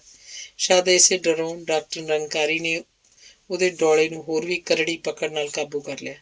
ਮਰੀਜ਼ ਮਿਸ ਪ੍ਰੀਤਮ ਤੋਂ ਬਿਨਾਂ ਇੱਥੇ ਕੋਈ ਹੋਰ ਵੀ ਹੋ ਸਕਦੀ ਹੈ, ਇਸ ਬਾਰੇ ਨਾਥੀ ਲਈ ਅਸ਼ੰਕਾ ਦੀ ਕੋਈ ਗੁੰਜਾਇਸ਼ ਨਹੀਂ ਸੀ। ਪਰ ਜਿਸ ਗੱਲ ਨੇ, ਜਿਸ ਤੱਕਣੀ ਨੇ ਨਾਥੀ ਨੂੰ ਹੈਰਾਨੀ ਦੀ ਚਰਮ ਸੀਮਾ ਤੱਕ ਪਹੁੰਚਾਤਾ, ਇਹ ਸੀ ਮਿਸ ਪ੍ਰੀਤਮ ਦੀ ਬਿਮਾਰੀ ਬਾਰੇ ਉਹਨੂੰ ਪ੍ਰਾਪਤ ਹੋਈ ਜਾਣਕਾਰੀ। ਮਿਸ ਪ੍ਰੀਤਮ ਦਾ ਤਕੀਏ ਤੇ ਟਿਕਿਆ ਸਿਰ ਉਸੇ ਤਰ੍ਹਾਂ ਦੀਆਂ ਪੱਟੀਆਂ ਵਿੱਚ ਤੇ ਉਸੇ ਢੰਗ ਨਾਲ ਮੜਿਆ ਹੋਇਆ ਸੀ ਜਿੱਦਾਂ ਦੀ ਹਾਲਤ ਨਾਥੀ ਦੀ ਪਿਛਲਾ ਮਹੀਨਾ ਭਰ ਟਿਕੀ ਰਹੀ ਸੀ। ਖੜਾ ਖੜੋਤਾ ਨਾਥੀ ਜਿਵੇਂ ਹਵਾ ਬਣ ਕੇ ਉੱਡ ਗਿਆ ਕਿਤੇ। ਥੋੜ੍ਹੀ ਦੇਰ ਲਈ ਉਹਨੂੰ ਆਪਣੀ ਹੋਂਦ ਦਾ ਅਹਿਸਾਸ ਤੱਕ ਜਾਂਦਾ ਰਿਹਾ। ਜਦ ਇਹ ਅਹਿਸਾਸ ਮੁੜਿਆ, ਜਦ ਹਵਾ ਬਣਿਆ, ਨਾਥੀ ਮੁੜ ਠੋਸ ਰੂਪ 'ਚ ਬਦਲਿਆ, ਤਾਂ ਉਹਦੇ ਆਪਣੇ ਆਪ ਨੂੰ ਮਿਸ ਪ੍ਰੀਤਮ ਦੇ ਮੰਜੇ ਦੀ ਬਾਹੀ 'ਤੇ ਬੈਠਾ ਪਾਇਆ ਤੇ ਮਿਸ ਪ੍ਰੀਤਮ ਦੇ ਪੱਟੀਆਂ ਲਪੇਟੇ ਸਿਰ ਨੂੰ ਆਪਣੀ ਗੋਦ ਵਿੱਚ ਬੜੀ ਕੋਮਲ, ਬੜੀ ਮਧੁਰ ਪਰ ਬੜੀ ਕਮਜ਼ੋਰ ਆਵਾਜ਼ 'ਚ ਮਿਸ ਪ੍ਰੀਤਮ ਦੀਆਂ ਬੁੱਲੀਆਂ 'ਚੋਂ ਨਿਕਲ ਰਿਹਾ ਸੀ, ਮੇਰੇ ਨਾਥ, ਤੁਹਾਨੂੰ ਦਿਖਾਈ ਦੇਣ ਲੱਗ ਪਿਆ। ਠੀਕ ਠੀਕ ਦਿਸਦਾ ਜੀ, ਬਿਲਕੁਲ। ਹਾਈ, ਕਿੱਡੇ ਕਮਜ਼ੋਰ। ਲਾਗੇ ਖੜੇ ਡਾਕਟਰ ਨਿਰੰਕਾਰੀ ਨੂੰ ਇਹ ਕਹਿ ਕੇ ਉਹਦੇ ਭਾਵਪੂਰਤ ਵਾਕ ਨੂੰ ਅਧਵਾਟਿਓਂ ਕੱਟ ਦਿੱਤਾ। ਪ੍ਰੀਤਮਾ, ਬਸ ਬੇਟਾ, ਜ਼ਿਆਦਾ ਨਹੀਂ ਬੋਲਣਾ, ਮਤਾ ਤੇਰੀ ਅੱਖ ਦੇ ਟਾਂਕੇ ਟੁੱਟ ਜਾਣ। ਨਾਥੀ ਅਜੇ ਤੀਕ ਅਵਾਕ ਸੀ। ਅਵਾਕ ਵੀ ਸਧਾਰਨ ਨਹੀਂ, ਬਲਕਿ ਮੰਤਰ ਨਾਲ ਜਿਵੇਂ ਕੀਲਿਆ। ਮਾਸਟਰ ਜੀ, ਡਾਕਟਰ ਨਿਰੰਕਾਰੀ ਨੇ ਦੂਜਾ ਆਦੇਸ਼ ਨਾਥੀ ਨੂੰ ਦਿੱਤਾ, ਇਹਨੂੰ ਲਿਟਾ ਦਿਓ। ਨਾਲੇ ਇੱਕ ਵਾਰੀ ਫੇਰ ਤੁਹਾਨੂੰ ਖਬਰਦਾਰ ਕਰਦਾ ਕਿ ਆਵੇਸ਼ 'ਚ ਬਿਲਕੁਲ ਨਹੀਂ ਆਉਣਾ। ਨਾਲੇ ਉਰੇ ਕਰੋ, ਕਿੱਥੇ ਜੇ ਉਹ ਟਾਕੀ। ਉਵੇਂ ਮੰਤਰ ਮੁਗਧ ਹਾਲਤ ਵਿੱਚ ਨਾਥੀ ਨੇ ਕਮੀਜ਼ ਦੀ ਜੇਬ 'ਚੋਂ ਟਾਕੀ ਕੱਢ ਕੇ ਡਾਕਟਰ ਨੂੰ ਫੜਾ ਦਿੱਤੀ। ਡਾਕਟਰ ਨੇ ਮੁੜ ਉਹਦੀ ਅੱਖ ਅੱਗੇ ਬੰਨ੍ਹ ਦਿੱਤੀ। ਇਹ ਕਹਿੰਦਿਆਂ, ਸਿਰਫ ਕੁਛ ਹੀ ਦਿਨਾਂ ਦੀ ਗੱਲ ਹੈ, ਫਿਰ ਰੱਜ ਕੇ ਪਈ ਵੇਖਣਾ ਆਪਣੀ ਲਾਡੋ ਰਾਣੀ ਨੂੰ। ਨਾਥੀ ਨੇ ਆਦੇਸ਼ ਦਾ ਪਾਲਣ ਕੀਤਾ, ਪਰ ਡਾਕਟਰ ਨਿਰੰਕਾਰੀ ਦੀ ਇਹ ਮਸ਼ਕਰੀ ਆਪਣੀ ਲਾਡੋ ਹਾਣੀ ਉਹਨੂੰ ਨਹੀਂ ਭਾਈ, ਜਿਵੇਂ ਡਾਕਟਰ ਨੇ ਉਹਨੂੰ ਗਾਲ ਕੱਢਤੀ ਹੋਵੇ। ਉੱਧਰ ਡਾਕਟਰ ਨੂੰ ਸ਼ਾਇਦ ਇੰਨੀ ਕੋਈ ਮਸ਼ਕਰੀ ਨਾਲ ਵੀ ਸੰਤੋਖ ਨਹੀਂ ਹੋਇਆ ਤੇ ਇੱਕ ਤੋਂ ਬਾਅਦ ਦੂਜੀ ਮਸ਼ਕਰੀ ਉਹਨਾਂ ਨੇ ਇਹਨਾਂ ਸ਼ਬਦਾਂ 'ਚ ਕੀਤੀ, ਤੁਸੀਂ ਸ਼ੀਸ਼ਾ ਦੇਖਣ ਦੀ ਖਾਹਿਸ਼ ਜ਼ਾਹਰ ਕੀਤੀ ਸੀ ਨਾ ਮਾਸਟਰ ਜੀ, ਤੇ ਮੈਂ ਤੁਹਾਨੂੰ ਕਿਹਾ ਸੀ ਕਿ ਮੇਰੇ ਘਰ ਵਿੱਚ ਹੈ ਇੱਕ ਇਹੋ ਜਿਹਾ ਸ਼ੀਸ਼ਾ। ਤੇ ਫਿਰ ਮਿਸ ਪ੍ਰੀਤਮ ਵੱਲ ਸੰਕੇਤ ਕਰਕੇ ਉਹ ਕਹਿ ਰਿਹਾ ਸੀ, ਇਹੋ ਹੈ ਉਹ ਸ਼ੀਸ਼ਾ। ਯਕੀਨਨ ਇਸ 'ਚ ਤਾਂ ਆਪਣੀ ਤੰਦਰੁਸਤ ਅੱਖ ਤੁਸੀਂ ਵੇਖ ਲਈ ਹੋਏਗੀ, ਜਾਂ ਇਹ ਵੀ ਮੁਮਕਿਨ ਹੈ ਕਿ ਅੱਖ ਵੇਖਦਿਆਂ ਵੇਖਦਿਆਂ ਤੁਸੀਂ ਅੱਖ ਲੜਾਉਣ ਦੀ ਕੋਸ਼ਿਸ਼ ਵੀ ਕੀਤੀ ਹੋਵੇ। ਤੇ ਡਾਕਟਰ ਕਹਿ ਮਾਰ ਕੇ ਹੱਸ ਪਿਆ। ਨਾਥੀ ਦਿਲ ਹੀ ਦਿਲ 'ਚ ਖਿਝ ਰਿਹਾ ਸੀ, ਜੋ ਸਿਆਣਾ ਬਿਆਣਾ ਡਾਕਟਰ ਨਿਰੰਕਾਰੀ ਕਿਹੋ ਜਿਹੀਆਂ ਗੱਲਾਂ ਕਰਦਾ।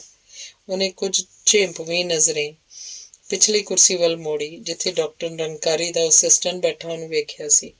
ਉਹਨੂੰ ਕਿਤੇ ਨਾ ਵੇਖ ਕੇ ਨਾਥੀ ਨੇ ਮਨ ਨੂੰ ਕੁਝ ਸੰਤੋਖ ਜਿਹਾ ਹੋਇਆ, ਸ਼ਾਇਦ ਇਸ ਲਈ ਕਿ ਕਿਸੇ ਤੀਜੇ ਤੇ ਹਾਕ ਨੇ ਡਾਕਟਰ ਨਿਰੰਕਾਰੀ ਦੀਆਂ ਬੇਥਵੀਆਂ ਨਹੀਂ ਸੁਣੀਆਂ। ਮਿਸ ਪ੍ਰੀਤਮ ਇਹਨਾਂ ਬੇਥਵੀਆਂ ਦੇ ਅਸਰ ਤੋਂ ਅਣਭਿੱਜ ਰਹੀ ਹੋਵੇ, ਐਸਾ ਨਹੀਂ ਸੀ ਜਾਪਦਾ, ਜਦਕਿ ਨੰਗੀ ਅੱਖ ਦੇ ਬੰਦ ਹੋਣ ਤੇ ਵੀ ਉਹਦੇ ਨਕਸ਼ਾਂ ਉੱਤੇ ਕੋਈ ਖੇੜਾ ਜਿਹਾ, ਕੋਈ ਉਮਾਹ ਜਿਹਾ ਖੇਡ ਰਿਹਾ ਸੀ।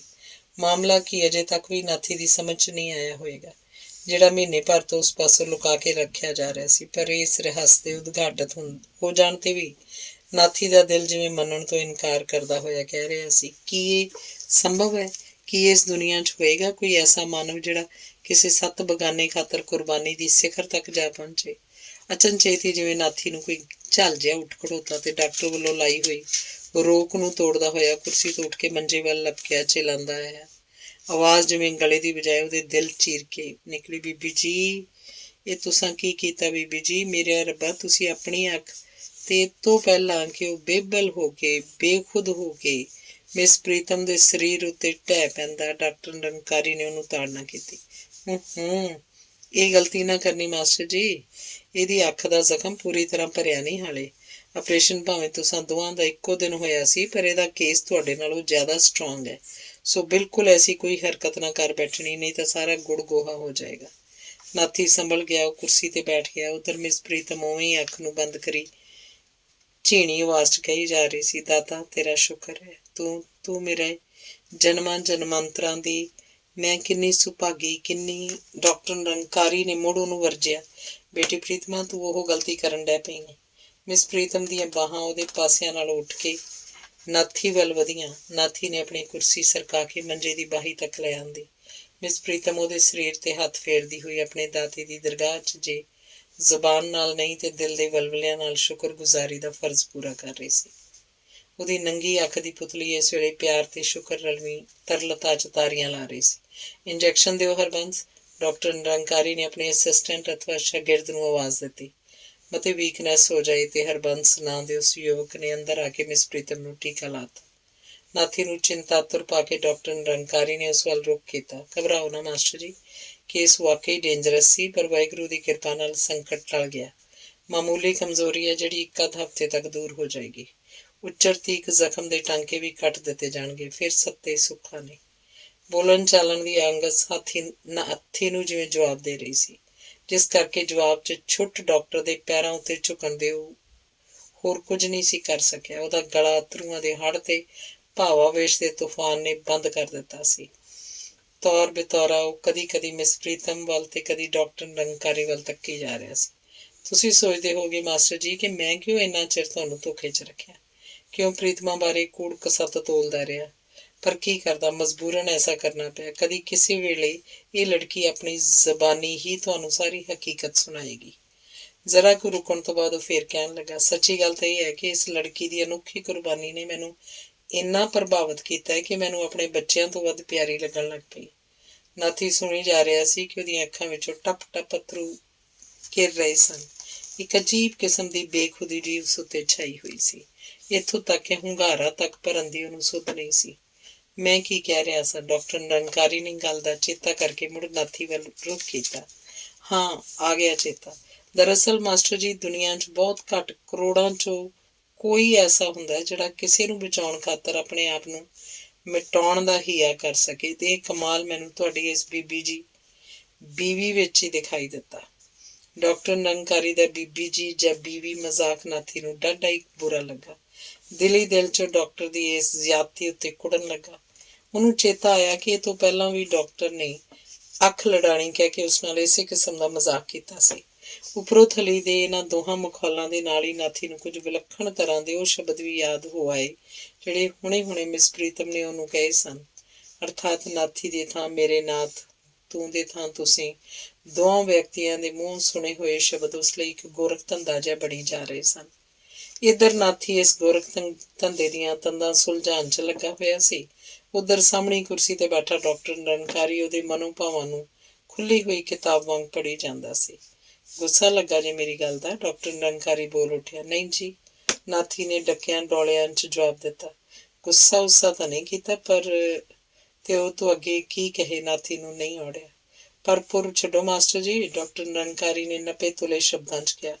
ਮੈਂ ਤੁਹਾਨੂੰ ਹੋਰ ਮੁਗਾਲਤੋਂ ਵਿੱਚ ਨਹੀਂ ਰੱਖਣਾ ਚਾਹੁੰਦਾ। ਮੈਂ ਸੋਚਦਾ ਜਿਹੜੀ ਲੜਕੀ ਤੁਹਾਡੇ ਖਾਤਰ ਇੱਥੋਂ ਤੱਕ ਸਿਰ ਧੜ ਦੀ ਬਾਜੀ ਲਾ ਸਕਦੀ ਹੈ, ਸ਼ਾਇਦ ਕੁਦਰਤ ਨੇ ਉਹਨੂੰ ਤੁਹਾਡੇ ਲਈ ਹੀ, ਜਾਂ ਇੰਝ ਕਹਿ ਲਓ ਕਿ ਤੁਹਾਨੂੰ ਉਸਦੇ ਲਈ ਬਣਾਇਆ। ਤੇ ਮੇਰੀ ਇਹ ਦਿਲੀ ਤਮੰਨਾ ਹੈ ਕਿ ਤੁਹਾਡੀ ਚੀਜ਼ ਤੁਹਾਡੇ ਹੀ ਹਵਾਲੇ ਕੀਤੀ ਜਾਏ। ਦੂਜੇ ਲਫ਼ਜ਼ਾਂ 'ਚ, ਜੇ ਤੁਸੀਂ ਸੱਚਮੁੱਚ ਹੀ ਇਸ ਲੜਕੀ ਲਈ ਬਣੇ ਹੋ ਤਾਂ ਕਿਉਂ ਨਾ ਤੁਹਾਨੂੰ ਇਹਦੇ ਹਵਾਲੇ ਕੀਤਾ ਜਾਏ। ਜਵਾਬ ਵਿੱਚ ਨਾਥੀ ਕੀ ਕਹਿੰਦਾ, ਡਾਕਟਰ ਨਿਰੰਕਾਰੀ ਨੂੰ ਇਹਦੀ ਉਡੀਕ ਨਹੀਂ ਕਰਨੀ ਪਈ, ਜਦਕਿ ਸਾਰਾ ਸਮੁੱਚਾ ਨਾਥੀ ਉਹਦੇ ਕਦਮਾਂ ਦੇ ਵਿੱਚ ਗਿਆ ਕਿ ਗਿਆਈ ਆਵਾਜ਼ 'ਚ ਕਹਿੰਦਾ ਹੋਇਆ, ਮੇਰੇ ਦਾਤਾ, ਮੇਰੇ ਵਰਗੇ ਕੀੜੇ ਨੂੰ ਜੇ ਤੁਸੀਂ। ਤੇ ਨਾਥੀ ਦਾ ਗਲਾ ਰੁੰਧਿਆ ਗਿਆ। ਕੇਲੇ ਦੀ ਸੱਜਰੀ ਕੋਂਪਲ ਜਿਵੇਂ ਹਵਾ ਦੇ ਝੋਂਕੇ ਨਾਲ ਲਰਜ਼ਦੀ ਹੈ। ਮਿਸ ਪ੍ਰੀਤਮ ਦੀਆਂ ਬੁੱਲੀਆਂ 'ਚ ਕੁਝ ਉਸੇ ਤਰ੍ਹਾਂ ਦਾ ਸਪੰਦਨ ਸੀ। ਉਹਦੇ ਨਕਸ਼ਾਂ ਉੱਤੇ ਉਦਾਂ ਦੀ ਆਭਾ ਝਲਕ ਰਹੀ ਸੀ, ਤੇ ਜਿਹੋ ਜਿਹੀ ਊਸ਼ਾ ਦੀ ਪਹਿਲੀ ਕਿਰਨ ਪੈਣ ਤੇ ਗੁਲਾਬ ਦੀਆਂ ਪੰਖੜੀਆਂ ਉੱਤੇ ਹੁੰਦੀ ਹੈ। ਤੇ ਸਪੰਦਨ, ਇਹ ਆਭਾ ਮਾਨੋ ਮੂਕ ਭਾਸ਼ਾ ਵਿੱਚ ਡਾਕਟਰ ਨਿਰੰਕਾਰੀ ਦੇ ਪ੍ਰਸਤਾਵ ਦੀ ਪੁਸ਼ਟੀ ਵੀ ਸੀ, ਸਵੀਕ੍ਰਿਤੀ ਵੀ। ਕਦੀ ਡਾਕਟਰ ਨਿਰੰਕਾਰੀ ਦੇ ਪ੍ਰਸਤਾਵ ਨੂੰ, ਕਦੀ ਮਿਸ ਪ੍ਰੀਤਮ ਦੀ ਪੁਸ਼ਟੀ ਅਥਵਾ ਸਵੀਕ੍ਰਿਤੀ ਨੂੰ, ਤੇ ਕਦੀ ਆਪਣੀ ਭਾਗਸ਼ਾਲਤਾ ਨੂੰ ਨਾਥੀ ਵਾਰੋ ਵਾਰੀ ਪੜਚੋਲੀ ਜਾ ਰਿਹਾ ਸੀ ਤੇ ਨਾਲੋਂ ਨਾਲ ਸੋਚੀ ਜਾ ਰਿਹਾ ਸੀ, ਕੀ ਸੱਚਮੁੱਚ ਕੀ ਸੰਭਵ ਹੈ ਕਿ ਠੀਕ ਹੀ ਇੱਕ ਕੰਗਲੇ ਦੇ ਸਿਰ ਤੇ ਹੀਰਿਆਂ ਮੋਤੀਆਂ ਜੜਿਆ ਤਾਜ ਰੱਖਿਆ ਜਾ ਰਿਹਾ ਹੈ। ਧੰਨਵਾਦ ਐਂਡ ਓਵਰ।